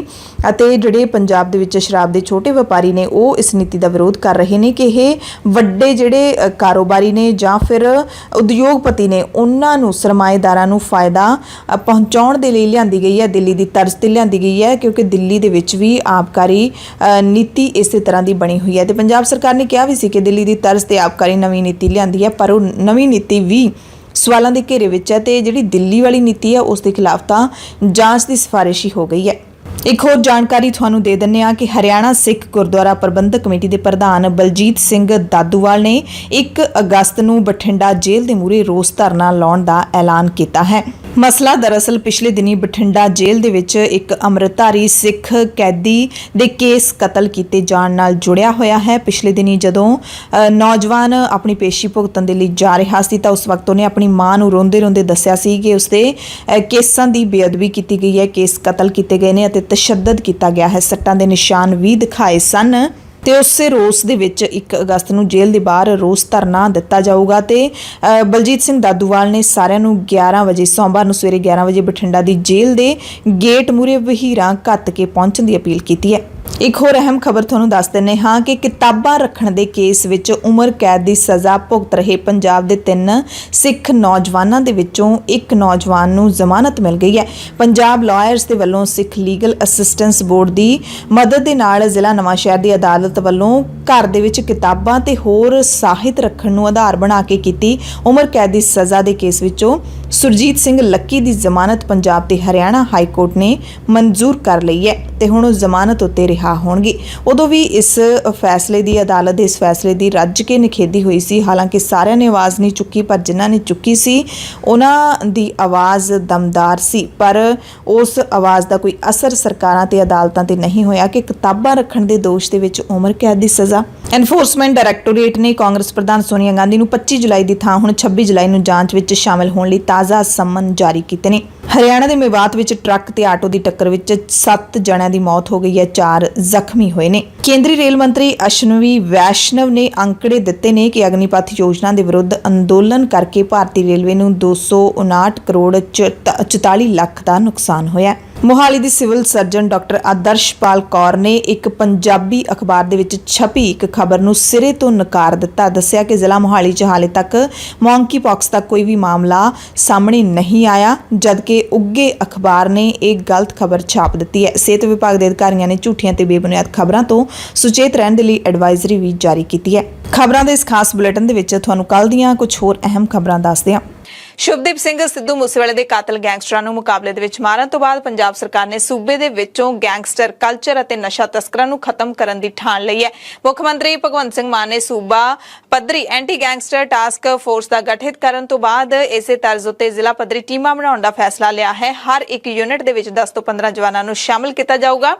ਯੂਨਿਟ ਦੇ ਮੈਂਬਰਾਂ ਨੂੰ ਐਨਐਸਜੀ ਦੀ ਤਰਜ਼ ਦੇ ਉੱਤੇ ਹਥਿਆਰਾਂ ਤੇ ਟ੍ਰੇਨਿੰਗ ਹੈ ਜਿਹੜੀ ਉਹ ਦਿੱਤੀ ਜਾਏਗੀ। ਐਂਟੀ ਗੈਂਗਸਟਰ ਟਾਸਕ ਫੋਰਸ ਦੇ ਮੁਖੀ ਪ੍ਰਮੋਦ ਬਾਨ ਨੇ ਇਸ ਦੀ ਪੁਸ਼ਟੀ ਕੀਤੀ ਹੈ ਕਿ ਇੱਕ ਦਿਨ ਪਹਿਲਾਂ ਮੁੱਖ ਮੰਤਰੀ ਦੇ ਨਾਲ ਜਿਹੜੀ ਬੈਠਕ ਹੋਈ ਹੈ ਉਸ ਦੇ ਵਿੱਚ ਇਹ ਫੈਸਲਾ ਲਿਆ ਹੈ। ਨਾਲ ਹੀ ਪ੍ਰਮੋਦ ਬਾਨ ਨੇ ਇੱਕ ਨਿੱਜੀ ਟੀਵੀ ਚੈਨਲ ਦੇ ਨਾਲ ਗੱਲਬਾਤ ਕਰਦੇ ਹੋਏ ਗੈਂਗਸਟਰਾਂ ਨੂੰ ਚੇਤਾਵਨੀ ਵੀ ਦਿੱਤੀ ਹੈ ਕਿ ਬਾਜ਼ ਆ ਜਾਓ, ਆਤਮ ਸਮਰਪਣ ਕਰ ਦਿਓ, ਨਹੀਂ ਤਾਂ ਅੰਜਾਮ ਸਭ ਦੇ ਸਾਹਮਣੇ ਹੈ, ਸਭ ਦਾ ਹਸ਼ਰ ਇਹੀ ਹੋਏਗਾ। ਇੱਕ ਦਿਨ ਪਹਿਲਾਂ ਕੈਬਨਿਟ ਮੰਤਰੀ ਗੁਰਮੀਤ ਸਿੰਘ ਮੀਥੇਰ ਨੇ ਵੀ ਅਪੀਲ ਕੀਤੀ ਸੀ ਸਾਰੇ ਗੈਂਗਸਟਰਾਂ ਨੂੰ ਕਿ ਤੁਸੀਂ ਮੁੱਖ ਧਾਰਾ ਦੇ ਵਿੱਚ ਮੁੜ ਆਓ ਤੇ ਜਿਹੜਾ ਕੋਈ ਨਹੀਂ ਮੁੜੂਗਾ ਉਸੇ ਰਾਹ ਤੇ ਰਹੂਗਾ ਤੇ ਉਹਦਾ ਹਸ਼ਰ ਹੈ ਜਿਹੜਾ ਇਹੀ ਹੋਣਾ ਹੈ।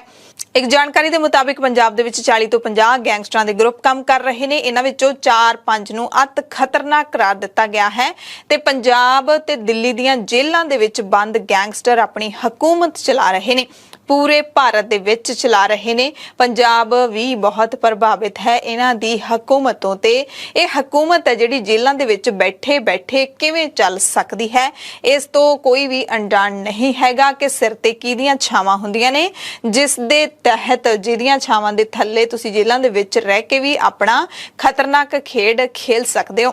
ਉਧਰ ਮੂਸੇਵਾਲੇ ਨੂੰ ਕਥਿਤ ਤੌਰ ਤੇ ਗੋਲੀਆਂ ਮਾਰਨ ਵਾਲੇ ਜਗਰੂਪ ਸਿੰਘ ਰੂਪਾ ਤੇ ਮਨਪ੍ਰੀਤ ਸਿੰਘ ਮੰਨੂ ਦਾ ਸ਼ੁੱਕਰਵਾਰ ਤੜਕਸਾਰ ਅੰਤਿਮ ਸੰਸਕਾਰ ਕਰ ਦਿੱਤਾ ਗਿਆ। ਦੋਵੇਂ ਬੁੱਧਵਾਰ ਨੂੰ ਅਟਾਰੀ ਦੇ ਕੋਲੇ ਪੁਲਿਸ ਮੁਕਾਬਲੇ ਦੇ ਵਿੱਚ ਮਾਰੇ ਗਏ ਸੀ। ਜਗਰੂਪ ਰੂਪਾ ਦੀ ਲਾਸ਼ ਨੂੰ ਤਰਨਤਾਰਨ ਦੇ ਪਿੰਡ ਜੌੜਾ ਲਿਜਾਇਆ ਗਿਆ, ਜਿੱਥੇ ਤੜਕੇ ਕਰੀਬ 2 ਵਜੇ ਉਸ ਦਾ ਸੰਸਕਾਰ ਕੀਤਾ ਗਿਆ। ਇਸ ਦੌਰਾਨ ਮਨਪ੍ਰੀਤ ਸਿੰਘ ਮੰਨੂ ਦੀ ਲਾਸ਼ ਪੋਸਟਮਾਰਟਮ ਤੋਂ ਬਾਅਦ ਦੇਰ ਸ਼ਾਮ ਮੋਗਾ ਦੇ ਪਿੰਡ ਕੁੱਸਾ ਪਹੁੰਚੀ, ਜਿੱਥੇ ਪਰਿਵਾਰ ਤੇ ਪੰਚਾਇਤ ਦੀ ਹਾਜ਼ਰੀ ਦੇ ਵਿੱਚ ਸ਼ੁੱਕਰਵਾਰ ਤੜਕੇ 3 ਵਜੇ ਉਹਦਾ ਅੰਤਿਮ ਸੰਸਕਾਰ ਕਰ ਦਿੱਤਾ ਗਿਆ। ਸੰਸਕਾਰ ਦੇ ਵੇਲੇ ਪੁਲਿਸ ਨੇ ਕਾਫੀ ਸਖਤ ਸੁਰੱਖਿਆ ਪ੍ਰਬੰਧ ਕੀਤੇ ਹੋਏ ਸਨ। ਇਸੇ ਦਰਮਿਆਨ ਦੋਵਾਂ ਦੀ ਪੋਸਟਮਾਰਟਮ ਰਿਪੋਰਟ ਵੀ ਆ ਗਈ ਹੈ। ਰਿਪੋਰਟ ਦੇ ਵਿੱਚ ਪੁਸ਼ਟੀ ਹੋਈ ਹੈ ਕਿ ਦੋਵਾਂ ਦੇ 4 ਗੋਲੀਆਂ ਵੱਜੀਆਂ ਨੇ, ਜਿਸ ਕਾਰਨ ਇਹਨਾਂ ਦੀ ਮੌਤ ਹੋ ਗਈ। ਮਨਪ੍ਰੀਤ ਮੰਨੂ ਕੁੱਸਾ ਦੇ ਮੱਥੇ ਤੇ ਸਿਰ 'ਚ ਗੋਲੀਆਂ ਵੱਜੀਆਂ ਨੇ, ਜਦਕਿ ਸ਼ੂਟਰ ਜਗਰੂਪ ਰੂਪਾ ਦੇ ਖੱਬੇ ਹੱਥ ਅਤੇ ਢਿੱਡ ਤੋਂ ਇਲਾਵਾ ਗਰਦਨ ਅਤੇ ਲੱਤ ਤੇ ਗੋਲੀ ਲੱਗੀ ਹੈ।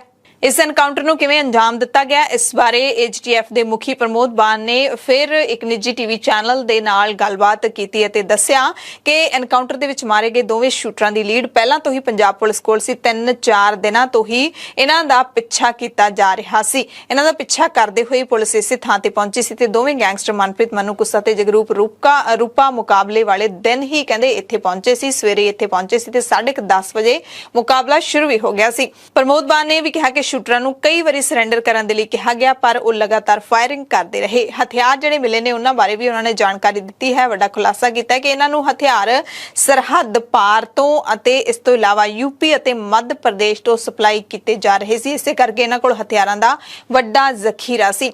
ਸ਼ਾਰਪ ਸ਼ੂਟਰਾਂ ਦੇ ਪਾਕਿਸਤਾਨ ਭੱਜਣ ਦੀਆਂ ਕੋਸ਼ਿਸ਼ਾਂ ਵਾਲੀ ਗੱਲ ਤੇ AGTF ਮੁਖੀ ਨੇ ਕਿਹਾ ਕਿ ਅਜਿਹੀ ਸਾਡੇ ਕੋਲ ਕੋਈ ਜਾਣਕਾਰੀ ਨਹੀਂ ਹੈ ਕਿ ਇਹਨਾਂ ਨੇ ਪਾਕਿਸਤਾਨ ਭੱਜਣ ਦੀ ਕੋਸ਼ਿਸ਼ ਕੀਤੀ ਸੀ। ਤੇ ਵੀਰਵਾਰ ਨੂੰ ਇਹ ਵੀ ਗੱਲ ਸਾਹਮਣੇ ਆਈ ਸੀ ਕਿ ਸਿੱਧੂ ਮੂਸੇਵਾਲੇ ਦੇ ਪਿਤਾ ਨੂੰ ਵੀ ਹੁਣ ਜਾਨੋਂ ਮਾਰਨ ਦੀਆਂ ਧਮਕੀਆਂ ਮਿਲ ਰਹੀਆਂ ਨੇ ਤੇ ਬਹੁਤ ਹੀ ਸ਼ਰਮਨਾਕ ਤਰੀਕੇ ਦੇ ਨਾਲ ਲਿਖਿਆ ਜਾ ਰਿਹਾ ਹੈ ਕਿ ਹੁਣ ਬਾਪੂ ਦਾ ਨੰਬਰ ਆਊਗਾ, ਯਾਨੀ ਕਿ ਸਿੱਧੂ ਮੂਸੇਵਾਲੇ ਦੇ ਪਿਤਾ ਨੂੰ ਵੀ ਅਸੀਂ ਮਾਰਾਂਗੇ। ਬਹੁਤ ਵੱਖ-ਵੱਖ ਥਾਵਾਂ ਤੋਂ ਇਹਨਾਂ ਨੂੰ ਧਮਕੀਆਂ ਮਿਲ ਰਹੀਆਂ ਸਨ। ਇਸ ਤੇ ਵੀ AGTF ਚੀਫ ਪ੍ਰਮੋਦ ਬਾਨ ਬੋਲੇ ਨੇ। ਉਹਨਾਂ ਨੇ ਕਿਹਾ ਕਿ ਇਸ ਗੱਲ ਤੇ ਅਸੀਂ ਪੂਰੀ ਤਰ੍ਹਾਂ ਦੇ ਨਾਲ ਨਜ਼ਰ ਰੱਖ ਰਹੇ ਹਾਂ ਤੇ ਪਿਛਲੇ ਕਾਫੀ ਦਿਨਾਂ ਤੋਂ ਅਜਿਹੇ ਫੋਨ ਆਉਣੇ ਬੰਦ ਹੋ ਗਏ ਨੇ, ਧਮਕੀਆਂ ਦਾ ਮਿਲਣਾ ਘੱਟ ਹੋ ਗਿਆ ਹੈ। ਇਹਨਾਂ ਦੇ ਵਿੱਚੋਂ ਬਹੁਤ ਸਾਰੀਆਂ ਜਿਹੜੀਆਂ ਧਮਕੀਆਂ ਨੇ, ਫੋਨ ਕਾਲਸ ਨੇ, ਉਹ ਤਾਂ ਕਹਿੰਦੇ ਨਕਲੀ ਪਾਈਆਂ ਗਈਆਂ ਨੇ, ਯਾਨੀ ਕਿ ਬਿਨਾਂ ਮਤਲਬ ਤੋਂ ਕੁਝ ਲੋਕ ਨੇ ਜਿਹੜੇ ਉਹਨਾਂ ਨੂੰ ਚਸਕੇ ਲੈਣ ਦੀ ਆਦਤ ਹੁੰਦੀ ਹੈ, ਬਿਨਾਂ ਮਤਲਬ ਧਮਕਾਉਣ ਦੀ ਆਦਤ ਹੁੰਦੀ ਹੈ, ਉਹ ਫੇਕ ਨਿਕਲੇ ਨੇ ਤੇ ਕੁਝ ਮਾਮਲਿਆਂ ਦੇ ਵਿੱਚ ਕਹਿੰਦੇ ਦੋਸ਼ੀਆਂ ਨੂੰ ਗ੍ਰਿਫਤਾਰ ਵੀ ਕੀਤਾ ਗਿਆ ਹੈ। ਹਾਲਾਂਕਿ ਡਿਟੇਲ ਦੇ ਵਿੱਚ ਉਹਨਾਂ ਨੇ ਜਾਣਕਾਰੀ ਨਹੀਂ ਦਿੱਤੀ।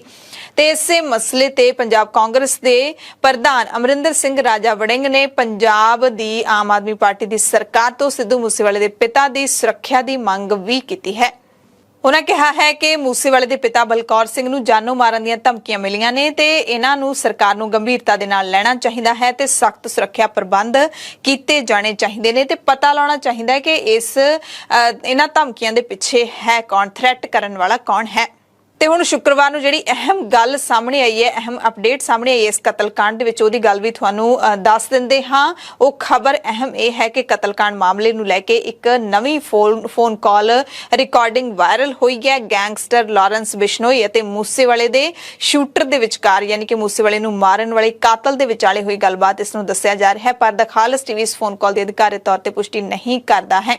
AGTF ਦੇ ਸੂਤਰਾਂ ਦੇ ਮੁਤਾਬਿਕ ਇਹ ਫੋਨ ਰਿਕਾਰਡਿੰਗ 29 ਮਈ ਦੀ ਕਰੀਬ ਸ਼ਾਮ 5:30 ਵਜੇ ਦੀ ਹੈ, ਜਦੋਂ ਮੂਸੇਵਾਲੇ ਦਾ ਕਤਲ ਕਰ ਦਿੱਤਾ ਗਿਆ ਸੀ। ਫੋਨ ਕਾਲ ਦੇ ਵਿੱਚ ਜੇਲ੍ਹ 'ਚ ਬੰਦ ਲਾਰੈਂਸ ਬਿਸ਼ਨੋਈ ਨੂੰ ਮੂਸੇਵਾਲੇ ਦੇ ਕਤਲ ਬਾਰੇ ਜਾਣਕਾਰੀ ਦਿੱਤੀ ਗਈ ਸੀ।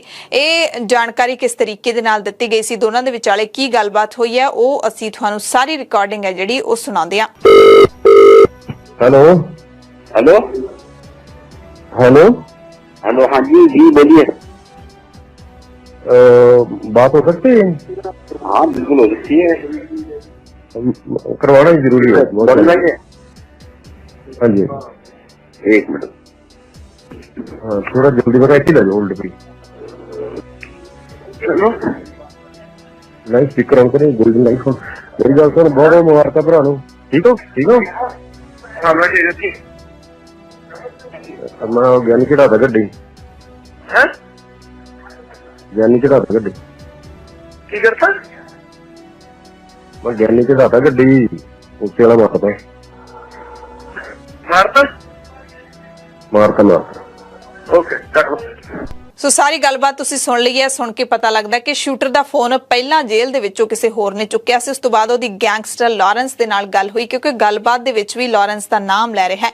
ਸ਼ੂਟਰ ਦੇ ਵੱਲੋਂ ਬਿਸ਼ਨੋਈ ਨੂੰ ਵਾਰੀ-ਵਾਰੀ ਦੱਸਿਆ ਗਿਆ ਕਿ ਗਿਆਨੀ ਨੂੰ ਗੱਡੀ ਚਾੜ ਦਿੱਤਾ ਗਿਆ ਹੈ, ਪਰ ਬਿਸ਼ਨੋਈ ਨੂੰ ਸਮਝ ਨਹੀਂ ਲੱਗੀ। ਫਿਰ ਜਦੋਂ ਉਹਨੇ ਨਾਮ ਲਿਆ ਕਿ ਮੂਸੇਵਾਲਾ ਮਾਰ ਦਿੱਤਾ ਤਾਂ ਉਹਨੇ ਚੌਂਕਦਿਆਂ ਕਿਹਾ ਵੀ ਹੈ ਮਾਰ ਦਿੱਤਾ, ਸੱਚੀ ਮੁੱਚੀ ਮਾਰ ਦਿੱਤਾ, ਪੱਕੀ ਗੱਲ ਹੈ। ਤਾਂ ਉਹਨੇ ਉਹਦੇ ਤੇ ਮੋਹਰ ਲਾਈ ਕਿ ਬਿਲਕੁਲ ਪੱਕੀ ਗੱਲ ਹੈ, ਤੇ ਫਿਰ ਉਹਨੇ ਇਹ ਕਹਿ ਕੇ ਫੋਨ ਕਟਵਾਤਾ कि ओके फोन कट दिओ। हालांकि पुलिस ने इस कॉल रिकॉर्डिंग के बारे हाले कोई भी अधिकारित तौर पर जानकारी नहीं दी है, पर एक बहुत बड़ा सबूत है।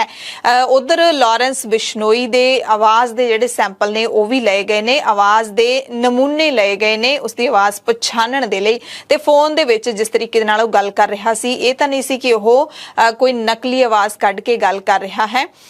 उस दी आवाज़ दा मिलान है जिहड़ा वो कीता जा सकदा है। बड़े चंगे तरीके दे नाल इस दोष नूं सिद्ध कीता जा सकता है। हालांकि ये बिल्कुल साफ है कि कतल किसने किया, किसने करवाया, पर जिहड़े असल कातल बैठे ने, जिहड़े जेलां दे विच बैठे ने जां फिर बाहर बैठे ने, उन्हां तक पुलिस दे हत्थ किवें पहुंचणगे, कानून दे हत्थ किवें पहुंचणगे, ये बड़ी देखण वाली गल है। क्योंकि शार्प शूटरां दे विचों 3 फड़ लए, 2 जणे ने ਜਿਹੜੇ ਉਹ ਮਾਰ ਦਿੱਤੇ, ਇੱਕ ਦੀਪਕ ਮੁੰਡੀ ਉਹ ਫਰਾਰ ਹੈ, ਉਹ ਵੀ ਕਿਸੇ ਨਾ ਕਿਸੇ ਦਿਨ ਫੜਿਆ ਜਾਣਾ ਹੈ। ਪਰ ਜਿਹੜੇ ਜੇਲ੍ਹਾਂ ਦੇ ਵਿੱਚ ਬੈਠੇ ਸਰਗਣਾ ਚਲਾ ਰਹੇ ਨੇ ਉਹਨਾਂ ਨੂੰ ਕਿਵੇਂ ਤੇ ਕੌਣ ਫੜੂਗਾ, ਇਹ ਹੁਣ ਇਸ ਗੱਲ ਦੀ ਉਡੀਕ ਹੈ ਜਿਹੜੀ ਉਹ ਰਹੇਗੀ। ਸੋ ਸਿਰਫ ਦੀਪਕ ਮੁੰਡੀ ਬਚਿਆ ਹੈ। ਇਸ ਦੇ ਬਾਰੇ ਵੀ ਵੱਡਾ ਖੁਲਾਸਾ ਹੋਇਆ ਕਿ ਜੁਲਾਈ ਦੇ ਪਹਿਲੇ ਹਫਤੇ ਯਾਨੀ ਕਿ ਇਸੇ ਮਹੀਨੇ ਦੇ ਪਹਿਲੇ ਹਫਤੇ ਤੱਕ ਇਹ ਮੰਨੂ ਅਤੇ ਰੂਪਾ ਦੇ ਨਾਲ ਹੀ ਸੀਗਾ। ਉਸ ਤੋਂ ਬਾਅਦ ਇਹ ਵੱਖਰੇ ਹੋਏ ਨੇ। ਦੀਪਕ ਮੁੰਡੀ ਬਾਰੇ AGTF ਮੁਖੀ ਪ੍ਰਮੋਦ ਬਾਨ ਨੇ ਕਿਹਾ ਕਿ ਫਰਾਰ ਗੈਂਗਸਟਰ ਦੀਪਕ ਮੁੰਡੀ ਦੀ ਵੀ ਲੀਡ ਸਾਨੂੰ ਮਿਲ ਗਈ ਹੈ ਤੇ ਕੁਝ ਦਿਨਾਂ ਦੇ ਵਿੱਚ ਹੀ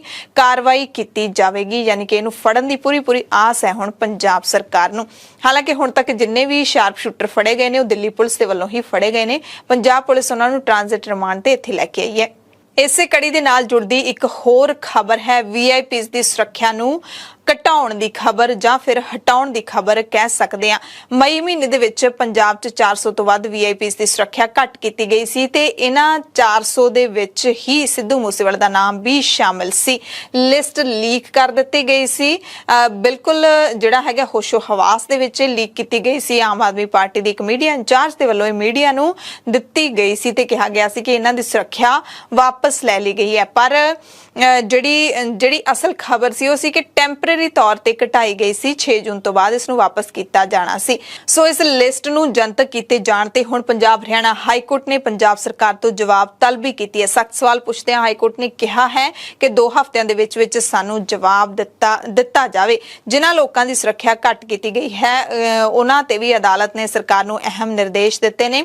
ਹਾਈ ਕੋਰਟ ਨੇ ਸਖਤੀ ਨਾਲ ਸਵਾਲ ਪੁੱਛਿਆ ਕਿ ਆਖਿਰਕਾਰ ਸੁਰੱਖਿਆ ਕਟੌਤੀ ਦੀ ਲਿਸਟ ਲੀਕ ਕਿਵੇਂ ਹੋ ਗਈ, ਇਸ ਦਾ ਜ਼ਿੰਮੇਦਾਰ ਕੌਣ ਹੈ। 2 ਹਫ਼ਤਿਆਂ ਦੇ ਵਿੱਚ ਸਾਨੂੰ ਜਵਾਬ ਦੇ ਦਿਓ, ਯਾਨੀ ਕਿ ਹੁਣ ਤਾਂ ਪੰਜਾਬ ਸਰਕਾਰ ਨੂੰ ਜਵਾਬ ਦੇਣਾ ਹੀ ਪਵੇਗਾ। ਜਵਾਬਦੇਹੀ ਬਣਦੀ ਹੈ ਸਰਕਾਰ ਦੀ ਜਦੋਂ ਅਦਾਲਤ ਪੁੱਛੇ। ਦਰਅਸਲ ਪਹਿਲਾਂ ਜਦੋਂ ਕਾਂਗਰਸ ਦੀ ਸਰਕਾਰ ਹੁੰਦੀ ਸੀ ਸਿੱਧੂ ਮੂਸੇਵਾਲੇ ਨੂੰ 10 ਗਨਮੈਨ ਮਿਲੇ ਹੋਏ ਸੀ। ਜਦੋਂ ਆਮ ਆਦਮੀ ਪਾਰਟੀ ਦੀ ਸਰਕਾਰ ਆਈ ਘਟਾ ਕੇ 4 ਕਰ ਦਿੱਤੇ ਗਏ ਸੀ ਤੇ ਫਿਰ ਉਹਨਾਂ 4 ਚੋਂ ਵੀ ਘਟਾ ਕੇ 2 ਰੱਖ ਦਿੱਤੇ ਗਏ ਸੀ। ਜਿਸ ਦਿਨ ਕਤਲ ਹੋਇਆ ਹੈ ਉਸ ਦਿਨ ਉਹ ਦੋਨੇ ਵੀ ਆਪਾਂ ਕਹਿ ਸਕਦੇ ਹਾਂ ਕਿ ਇੱਕ ਸਬੱਬ ਬਣਦਾ ਹੈ। ਜਦੋਂ ਕਿਸੇ ਦੀ ਮੌਤ ਆਈ ਹੋਵੇ ਤਾਂ ਉਹ ਦੋਨੇ ਵੀ ਘਰ ਹੀ ਸਨ, ਉਹ ਨਾਲ ਨਹੀਂ ਗਏ ਸਨ। ਹਾਈ ਕੋਰਟ ਨੇ ਸਰਕਾਰ ਨੂੰ ਇਹ ਵੀ ਨਿਰਦੇਸ਼ ਦਿੱਤੇ ਨੇ ਕਿ ਜਿਨ੍ਹਾਂ ਲੋਕਾਂ ਦੀ ਸੁਰੱਖਿਆ ਵਾਪਸ ਲਈ ਗਈ ਹੈ ਉਹਨਾਂ ਨੂੰ ਫੌਰਨ ਇੱਕ ਗਨਮੈਨ ਦਿੱਤਾ ਜਾਵੇ। ਇਹ ਉਹ ਲੋਕ ਨੇ ਜਿਨ੍ਹਾਂ ਦੇ ਕੋਲ ਇੱਕ ਵੀ ਗਨਮੈਨ ਨਹੀਂ ਹੈ। ਅਗਲੀ ਸੁਣਵਾਈ ਤੱਕ ਇਹਨਾਂ ਨੂੰ ਸੁਰੱਖਿਆ ਦਿੱਤੇ ਜਾਣ ਦੇ ਹੁਕਮ ਕੋਰਟ ਨੇ ਪੰਜਾਬ ਸਰਕਾਰ ਨੂੰ ਦੇ ਦਿੱਤੇ ਨੇ। ਕੇਂਦਰ ਸਰਕਾਰ ਦੇ ਵੱਲੋਂ ਬਣਾਈ ਗਈ MSP ਕਮੇਟੀ ਨੂੰ ਲੈ ਕੇ ਪੰਜਾਬ ਦੇ ਅੰਦਰ ਲਗਾਤਾਰ ਨਾਰਾਜ਼ਗੀ ਚੱਲ ਰਹੀ ਹੈ। ਪੰਜਾਬ ਦੇ ਮੁੱਖ ਮੰਤਰੀ ਭਗਵੰਤ ਸਿੰਘ ਮਾਨ ਨੇ MSP ਕਮੇਟੀ ਦੇ ਵਿੱਚ ਪੰਜਾਬ ਦੀ ਬਣਦੀ ਨੁਮਾਇੰਦਗੀ ਦੇਣ ਖਾਤਰ ਪ੍ਰਧਾਨ ਮੰਤਰੀ ਨਰਿੰਦਰ ਮੋਦੀ, ਕੇਂਦਰੀ ਗ੍ਰਹਿ ਮੰਤਰੀ ਅਮਿਤ ਸ਼ਾਹ ਤੇ ਖੇਤੀਬਾੜੀ ਮੰਤਰੀ ਨਰਿੰਦਰ ਤੋਮਰ ਨੂੰ ਚਿੱਠੀ ਲਿਖੀ ਹੈ। ਮੁੱਖ ਮੰਤਰੀ ਮਾਨ ਨੇ ਲਿਖਿਆ ਕਿ ਪੰਜਾਬ ਦੇ ਕਿਸਾਨਾਂ ਨੇ ਹਰੀ ਕ੍ਰਾਂਤੀ ਦੇ ਵਿੱਚ ਅਹਿਮ ਯੋਗਦਾਨ ਪਾਇਆ, ਵੱਡਾ ਹਿੱਸਾ ਪਾਇਆ ਹੈ। ਉਹਨਾਂ ਦੇ ਹੱਕਾਂ ਨੂੰ ਵਿਸਾਰਿਆ ਨਹੀਂ ਜਾ ਸਕਦਾ। ਮੁੱਖ ਮੰਤਰੀ ਮਾਨ ਨੇ ਟਵੀਟ ਕਰਕੇ ਆਪਣੀ ਸਾਰੀ ਚਿੱਠੀ ਹੈ ਜਿਹੜੀ ਉਹ ਨੱਥੀ ਕੀਤੀ ਹੈ। दरअसल केंद्र सरकार ने जिहड़ी MSP कमेटी बनाई सी उस दे विच पंजाब दा कोई भी नुमाइंदा नहीं लिया गया। किसानां ने भी इस कमेटी नूं रद्द कर दिता है कि जिहड़े भी मैंबर इस कमेटी दे विच लए गए ने 30 तो वध मैंबर ने वो सारे खेती कानूनां दी वकालत करदे रहे ने। इधर पंजाब दे विच खेतीबाड़ी मंत्री कुलदीप सिंह धालीवाल दी 31 किसान जथेबंदियां दे नाल बैठक हुई, जिस तो बाद कैबिनेट मंत्री धालीवाल ने किसान लीडरां दे वल्लों कीतियां मंगां नूं बिल्कुल सही ते दुरुस्त दस्सिया है। उन्हां कहा कि सरकार सारीआं मंगां ते विचार करेगी, पड़ावार हर मंग नूं पूरा कीता जाऊगा। किसानां दीआं मुश्किलां दे हल दे लई एक वड्डा फैसला भी लिया गया कि हर महीने सरकार किसान जथेबंदियां दे लीडरां दे नाल बैठक करेगी, मुश्किलां नूं सुण के उन्हां दा हल करन दा वादा भी कीता है कि सरकार किसानां दी मुश्किलां नूं पहल दे आधार ते हल करेगी, क्योंकि पंजाब दी 72% आबादी सिद्धे जां असिद्धे तौर ते खेती ते निर्भर है। धालीवाल ने नाल ही पंजाब दे किसानां नूं बेनती भी कीती कि वो पानी नूं बचाउण वाले पासे भी ध्यान देण, क्योंकि साडे कोल धरती हेठला सिर्फ 20% पानी ही बचिया है। नाल ही उन्हां ने पंजाब सरकार दे वल्लों खेती दे लई नवीं नीति लिआंदे जाण दी खबर भी दित्ती कि है कि इस नीति दे राहीं पंजाब 'च खेतीबाड़ी दा विकास कीता जाएगा। मिल मालकां दे नाल मुख मंत्री दी मीटिंग इसे महीने दे अंत तक होएगी ते उन्हां नूं चेतावनी भी जारी कीती जाएगी कि जल्दी किसानां दा सालां तो खड़ा बकाया उन्हां नूं दित्ता जावे, नहीं तां सरकार खंड मिलां दा प्रबंध अपने हत्थां दे विच लै लवेगी। ये सारे वड्डे ऐलान मंत्री जी ने मीटिंग तो बाद कीते ने। किसान लीडरां ने होर भी बहुत मंगां रखियां, उन्हां दी 56 मंगां जिहड़ियां पंजाब नाल संबंधित उन्हां ने अज रखियां, बोले सारे जने।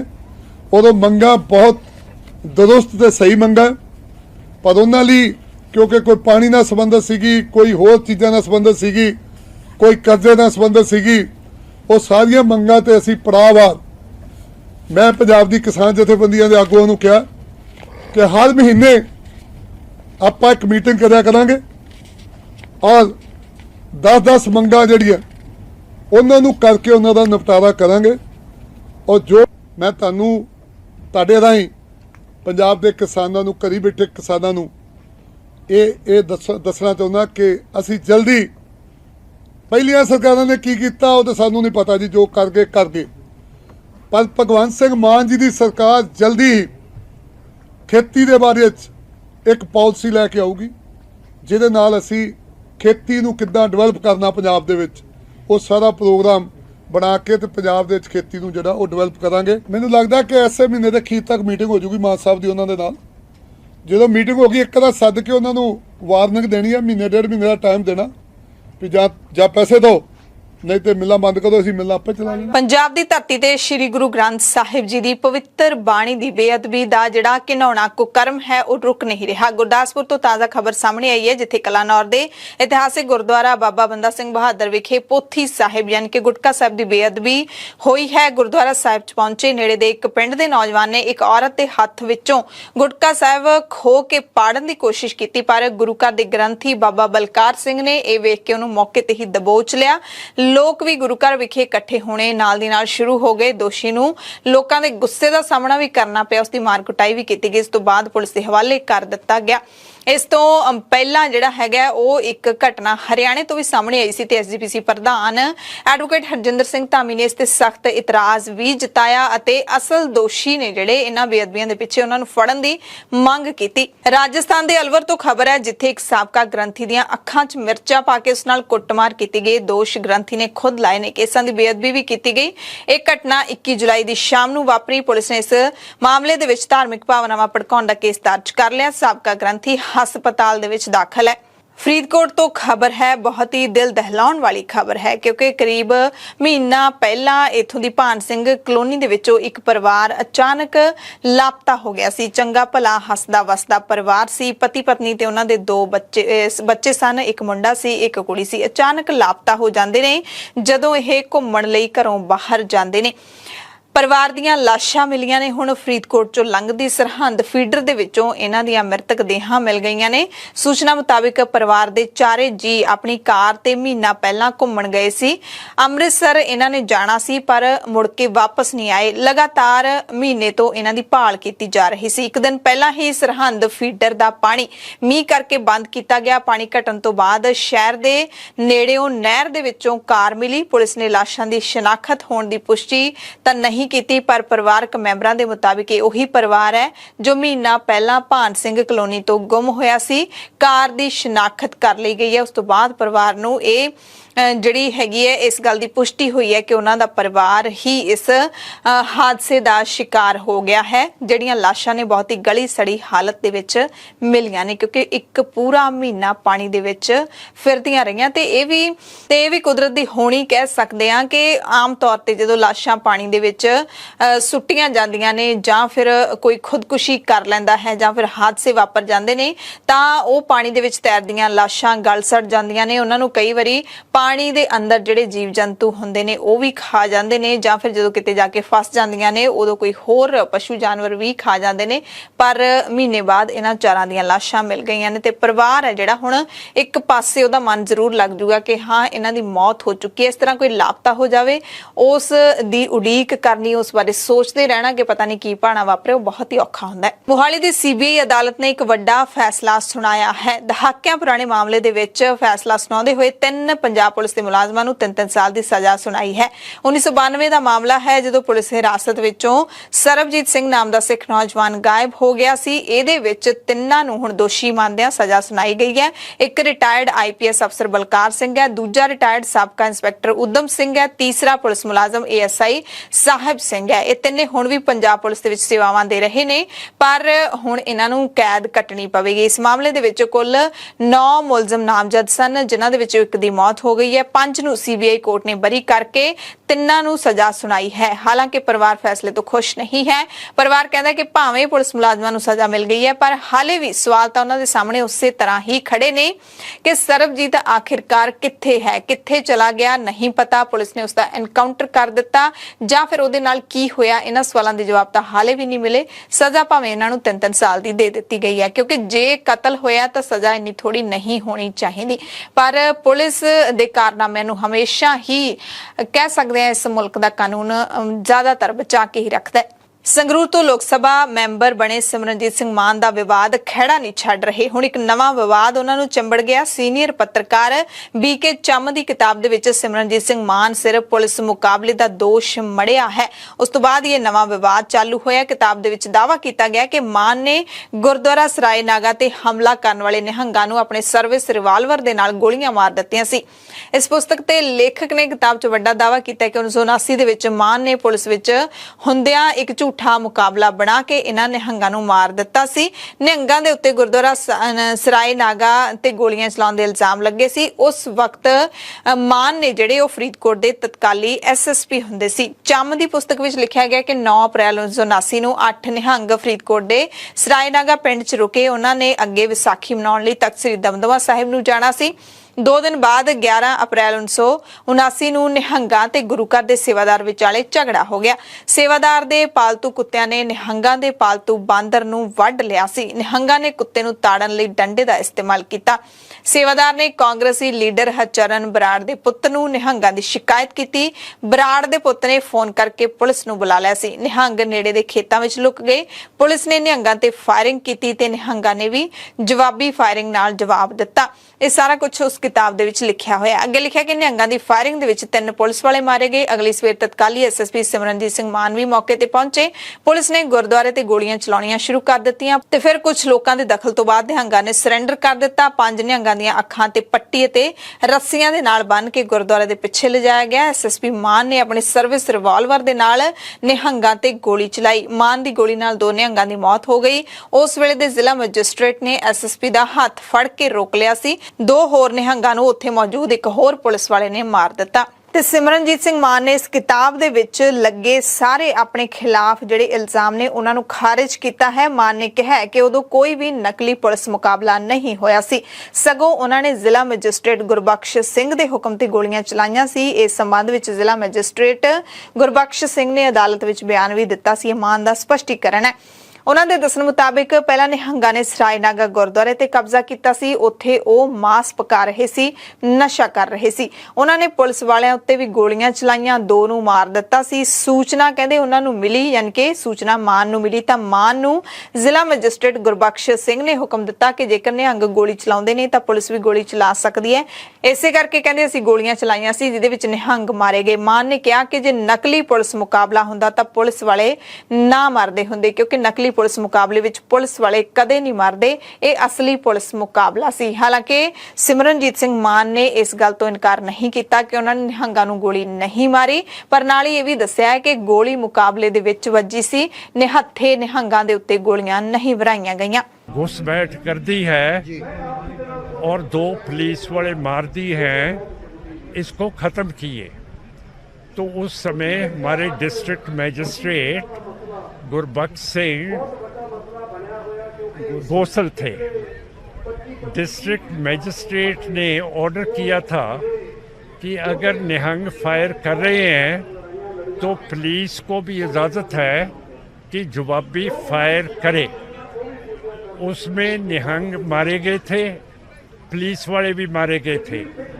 जो झूठा इनकाउंटर होता है उसमें सरकार की फौज और पुलिस मारी नहीं जाती। ਹਾਈਕੋਰਟ ਤੋਂ ਬਿਕਰਮ ਸਿੰਘ ਮਜੀਠੀਆ ਨੂੰ ਫੇਰ ਝਟਕਾ ਮਿਲਿਆ ਹੈ। ਜੇਲ੍ਹ 'ਚ ਬੰਦ ਬਿਕਰਮ ਸਿੰਘ ਮਜੀਠੀਆ ਦੀ ਜ਼ਮਾਨਤ ਪਟੀਸ਼ਨ ਤੇ ਸ਼ੁੱਕਰਵਾਰ ਨੂੰ ਵੀ ਸੁਣਵਾਈ ਸ਼ੁਰੂ ਨਹੀਂ ਹੋ ਸਕੀ। ਇਸ ਪਿੱਛੇ 2 ਅਹਿਮ ਕਾਰਨ ਮੰਨੇ ਜਾ ਰਹੇ ਨੇ। ਪਹਿਲਾਂ ਅਦਾਲਤ ਵਿੱਚ ਜਿਵੇਂ ਹੀ ਕਾਰਵਾਈ ਸ਼ੁਰੂ ਹੋਈ ਤਾਂ ਸਰਕਾਰੀ ਵਕੀਲ ਨੇ ਦਲੀਲ ਦਿੱਤੀ ਕਿ ਇਸ ਮਾਮਲੇ ਵਿੱਚ ਜਲਦ ਹੀ ਸੀਨੀਅਰ ਵਕੀਲ ਪੇਸ਼ ਹੋਣਗੇ। ਉਧਰ ਬਿਕਰਮ ਸਿੰਘ ਮਜੀਠੀਆ ਦੇ ਵਕੀਲ ਨੇ ਵੀ ਦਸਤਾਵੇਜ਼ ਪੂਰੇ ਨਾ ਹੋਣ ਕਰਕੇ ਹੋਰ ਸਮਾਂ ਮੰਗਿਆ ਤੇ ਹੁਣ 29 ਜੁਲਾਈ ਨੂੰ ਮਜੀਠੀਆ ਦੀ ਜ਼ਮਾਨਤ ਪਟੀਸ਼ਨ ਤੇ ਸੁਣਵਾਈ ਹੋਵੇਗੀ। ਇਸ ਤੋਂ ਪਹਿਲਾਂ ਮਜੀਠੀਆ ਦੀ ਪਟੀਸ਼ਨ ਤੇ 2 ਜੱਜਾਂ ਨੇ ਨਿੱਜੀ ਕਾਰਨਾਂ ਦੀ ਵਜ੍ਹਾ ਕਰਕੇ ਸਮੇਂ-ਸਮੇਂ ਤੇ ਸੁਣਵਾਈ ਕਰਨ ਤੋਂ ਇਨਕਾਰ ਕਰ ਦਿੱਤਾ ਸੀ। 8ਵੇਂ ਗੁਰੂ ਸਾਹਿਬ ਬਾਲਾ ਪ੍ਰੀਤਮ ਗੁਰੂ ਹਰਕ੍ਰਿਸ਼ਨ ਸਾਹਿਬ ਦੇ ਪ੍ਰਕਾਸ਼ ਦਿਹਾੜੇ ਮੌਕੇ ਪ੍ਰਕਾਸ਼ ਅਸਥਾਨ ਗੁਰੂ ਸਾਹਿਬ ਦੇ ਪ੍ਰਕਾਸ਼ ਅਸਥਾਨ ਕੀਰਤਪੁਰ ਸਾਹਿਬ ਦੇ ਗੁਰਦੁਆਰਾ ਸ਼ੀਸ਼ ਮਹਿਲ ਵਿਖੇ ਕਰਵਾਏ ਸਮਾਗਮ 'ਚ ਪਹੁੰਚੇ ਸ਼੍ਰੀ ਅਕਾਲ ਤਖਤ ਸਾਹਿਬ ਦੇ ਜਥੇਦਾਰ ਗਿਆਨੀ ਹਰਪ੍ਰੀਤ ਸਿੰਘ ਬੰਦੀ ਸਿੰਘਾਂ ਦੀ ਰਿਹਾਈ ਨੂੰ ਲੈ ਕੇ ਕਾਫੀ ਗੁੱਸੇ ਵਿੱਚ ਦਿਖੇ। ਉਹਨਾਂ ਨੇ ਦਿੱਲੀ ਦੇ ਮੁੱਖ ਮੰਤਰੀ ਅਰਵਿੰਦ ਕੇਜਰੀਵਾਲ ਨੂੰ ਖਰੀਆਂ ਸੁਣਾਈਆਂ। ਜਥੇਦਾਰ ਨੇ ਕਿਹਾ ਕਿ ਮੀਂਹ ਦੇ ਵਿੱਚ ਸਿੱਖ ਜਥੇਬੰਦੀਆਂ ਬਾਹਰ ਖੜੀਆਂ ਰਹੀਆਂ ਦਿੱਲੀ ਜਾ ਕੇ, ਪਰ ਦਿੱਲੀ ਦੇ ਮੁੱਖ ਮੰਤਰੀ ਬਾਹਰ ਹੀ ਨਹੀਂ ਨਿਕਲੇ। ਜਥੇਦਾਰ ਨੇ ਕਿਹਾ ਕਿ ਸ਼੍ਰੋਮਣੀ ਕਮੇਟੀ ਜਿਸ ਦੀ ਇੱਕ ਦਹਾੜ ਨਾਲ ਦਿੱਲੀ ਦਾ ਤਖਤ ਹਿਲ ਜਾਂਦਾ ਸੀ, ਅੱਜ ਉਹਨੂੰ ਇੰਨੀ ਕਮਜ਼ੋਰ ਕਰ ਦਿੱਤਾ ਗਿਆ ਕਿ ਇੱਕ ਲਾਲਾ ਬਾਹਰ ਆ ਕੇ ਨਹੀਂ ਮਿਲਦਾ। ਇਹ ਸਾਡੀ ਕਮਜ਼ੋਰੀ ਨਹੀਂ ਤਾਂ ਕੀ ਹੈ। ਕਹਿੰਦੇ ਮੈਂ ਪ੍ਰਧਾਨ ਸਾਹਿਬ ਨੂੰ ਕਹਿਣਾ ਚਾਹੁੰਦਾ ਕਿ ਕੋਈ ਜ਼ਰੂਰਤ ਨਹੀਂ ਹੈ ਇਹਨਾਂ ਦੇ ਸਾਹਮਣੇ ਲੇਲੜੀਆਂ ਕੱਢਣ ਦੀ, ਕਿਉਂਕਿ ਅਸੀਂ ਤਾਂ ਉਸ ਵੇਲੇ ਵੀ ਲੇਲੜੀਆਂ ਨਹੀਂ ਕੱਢੀਆਂ ਜਦੋਂ ਸਾਡਾ ਬੰਦ ਕੱਟਿਆ ਜਾ ਰਿਹਾ ਸੀ। ਇਸ ਹਕੂਮਤ ਦੇ ਮੂੰਹ ਤੇ ਅੱਜ ਦਾ ਇਤਿਹਾਸ ਥੁੱਕੇਗਾ ਕਿਵੇਂ ਉਸ ਹਕੂਮਤ ਨੇ ਉਮਰਾਂ ਗਵਾ ਕੇ ਸਜ਼ਾਵਾਂ ਪੂਰੀਆਂ ਕਰਨ ਦੇ ਬਾਵਜੂਦ ਸਿੰਘਾਂ ਨੂੰ ਜੇਲ੍ਹਾਂ ਦੇ ਵਿੱਚ ਬਿਠਾ ਕੇ ਰੱਖਿਆ ਰਿਹਾ ਨਹੀਂ ਕੀਤਾ। ਉਹ ਸ਼੍ਰੋਮਣੀ ਗੁਰਦੁਆਰਾ ਪ੍ਰਬੰਧਕ ਕਮੇਟੀ ਜਿਹਦੀ ਦਹਾੜ ਦੇ ਨਾਲ ਦਿੱਲੀ ਦਾ ਤਖਤ ਹਿਲਦਾ ਸੀ, ਅੱਜ ਇੰਨੀ ਕਮਜ਼ੋਰ ਕਰ ਦਿੱਤੀ ਹੈ ਕਿ ਦਿੱਲੀ ਦਾ ਲਾਲਾ ਜਿਹੜਾ ਇਹਨਾਂ ਨੂੰ ਬਾਹਰ ਆ ਕੇ ਨਹੀਂ ਮਿਲਦਾ। ਇੰਨੀ ਪੇਤਰੀ ਹਾਲਤ ਕਰ ਦਿੱਤੀ ਹੈ ਸ਼੍ਰੋਮਣੀ ਗੁਰਦੁਆਰਾ ਪ੍ਰਬੰਧਕ ਕਮੇਟੀ ਦੀ ਕਿ ਮੁੱਖ ਮੰਤਰੀ ਜ਼ਰੂਰਤ ਨਹੀਂ ਸਮਝਦਾ ਕਿ ਮੇਰਾ ਇੱਕ ਅਫਸਰ ਜਿਹੜਾ ਹੈ ਉਹ ਜਾ ਕੇ ਪ੍ਰਧਾਨ ਤੋਂ ਮੈਮੋਰੈਂਡਮ ਲੈ ਕੇ।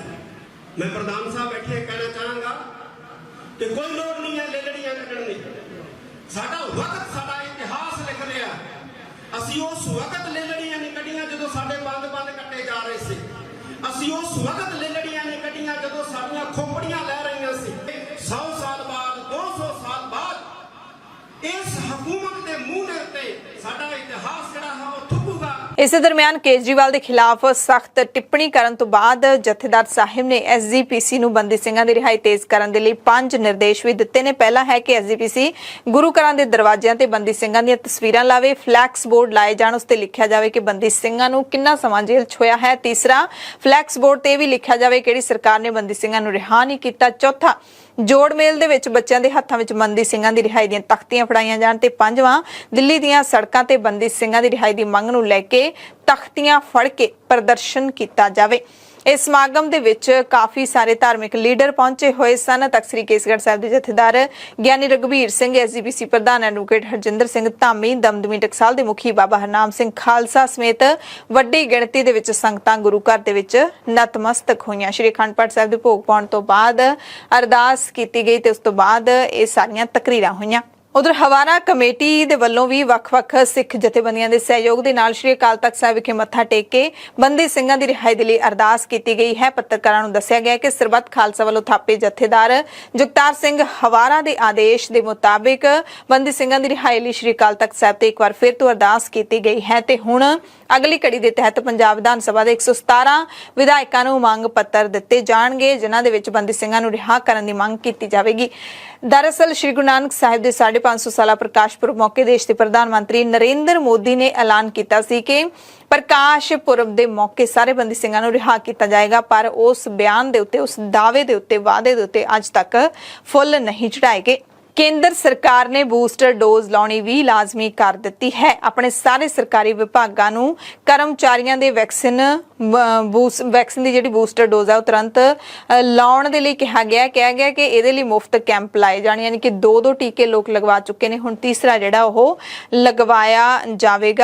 ਲਾਇਆ ਜਾਊਗਾ ਜਿਹੜੇ ਸਰਕਾਰੀ ਵਿਭਾਗਾਂ ਦੇ ਮੁਲਾਜ਼ਮ ਨੇ। ਅੰਮ੍ਰਿਤਸਰ ਪਠਾਨਕੋਟ ਰੇਲਵੇ ਟਰੈਕ ਤੇ ਹਾਦਸਾ ਵਾਪਰਿਆ ਹੈ। ਰੇਲ ਗੱਡੀ ਹੇਠ ਆ ਕੇ ਇੱਕ ਬੋਲੀ ਔਰਤ, ਯਾਨੀ ਕਿ ਜਿਹਨੂੰ ਕੰਨਾਂ ਤੋਂ ਨਾ ਸੁਣਦਾ ਹੋਵੇ, ਉਸ ਦੀ ਮੌਤ ਹੋ ਗਈ ਹੈ। ਮ੍ਰਿਤਕ ਦੇ ਪਰਿਵਾਰਕ ਮੈਂਬਰਾਂ ਨੇ ਦੱਸਿਆ ਕਿ 70 ਸਾਲ ਦੀ ਉਮਰ ਸੀ, ਕੰਨਾਂ ਤੋਂ ਸੁਣ ਨਹੀਂ ਸਕਦੀ ਸੀ, ਇਸ ਕਰਕੇ ਮਾਨਸਿਕ ਤੌਰ ਤੇ ਬਿਮਾਰ ਵੀ ਸੀ। ਰੇਲਵੇ ਅਧਿਕਾਰੀ ਤੇ ਸਥਾਨਕ ਲੋਕਾਂ ਦੇ ਮੁਤਾਬਿਕ ਉਹ ਰੇਲਵੇ ਲਾਈਨ ਤੇ ਖੜੀ ਸੀ। ਬਹੁਤ ਸਾਰੇ ਲੋਕਾਂ ਨੇ ਉਸ ਨੂੰ ਆਵਾਜ਼ਾਂ ਵੀ ਮਾਰੀਆਂ, ਪਰ ਕੰਨਾਂ ਤੋਂ ਬੋਲੀ ਹੋਣ ਕਰਕੇ ਉਹ ਉਸ ਨੂੰ ਕੁਝ ਵੀ ਸੁਣਿਆ ਨਹੀਂ, ਜਿਸ ਦੇ ਚੱਲਦਿਆਂ ਉਹ ਟ੍ਰੇਨ ਦੇ ਹੇਠਾਂ ਆ ਗਈ। ਭਾਰਤ ਤੇ ਬਰਤਾਨੀਆ ਨੇ ਇੱਕ ਦੂਸਰੇ ਦੀਆਂ ਉੱਚ ਵਿਦਿਅਕ ਡਿਗਰੀਆਂ ਨੂੰ ਮਾਨਤਾ ਦੇਣ ਦੇ ਸਮਝੌਤੇ ਤੇ ਹਸਤਾਖਰ ਕੀਤੇ ਨੇ। ਦੋਵੇਂ ਮੁਲਕਾਂ ਦੇ ਹਜ਼ਾਰਾਂ ਨੌਜਵਾਨਾਂ ਨੂੰ ਇਸ ਦਾ ਲਾਭ ਮਿਲਣ ਦੀ ਉਮੀਦ ਹੈ। ਇਹ ਕਦਮ ਦੁਵੱਲੇ ਸਬੰਧਾਂ ਨੂੰ ਮਜ਼ਬੂਤ ਕਰਨ ਲਈ ਚੁੱਕਿਆ ਗਿਆ ਹੈ। ਬਰਤਾਨੀਆ ਸਰਕਾਰ ਨੇ ਇਸ ਸਮਝੌਤੇ ਦਾ ਐਲਾਨ ਕਰ ਦਿੱਤਾ ਹੈ। ਬਿਆਨ 'ਚ ਕਿਹਾ ਕਿ ਸਮਝੌਤਾ ਪ੍ਰਧਾਨ ਮੰਤਰੀ ਬੋਰਿਸ ਜੌਨਸਨ ਅਤੇ ਪ੍ਰਧਾਨ ਮੰਤਰੀ ਨਰਿੰਦਰ ਮੋਦੀ ਦੇ ਵੱਲੋਂ ਪਿਛਲੇ ਸਾਲ ਕੀਤੇ ਯੂਕੇ ਭਾਰਤ ਵਿਆਪਕ ਚਰਚਾ ਦਾ ਸਾਂਝੇਦਾਰੀ ਦਾ ਹਿੱਸਾ ਹੈ। ਪੰਜਾਬ ਦੇ ਮੁੱਖ ਮੰਤਰੀ ਭਗਵੰਤ ਸਿੰਘ ਮਾਨ ਨੇ ਸ਼ਹੀਦ ਫੌਜੀ ਕੁਲਦੀਪ ਸਿੰਘ ਦੇ ਪਰਿਵਾਰ ਨੂੰ 1 ਕਰੋੜ ਰੁਪਏ ਦਾ ਚੈੱਕ ਸੌਂਪਿਆ। ਸ਼ਹੀਦ ਕੁਲਦੀਪ ਸਿੰਘ ਕੁਝ ਦਿਨ ਪਹਿਲਾਂ ਹੀ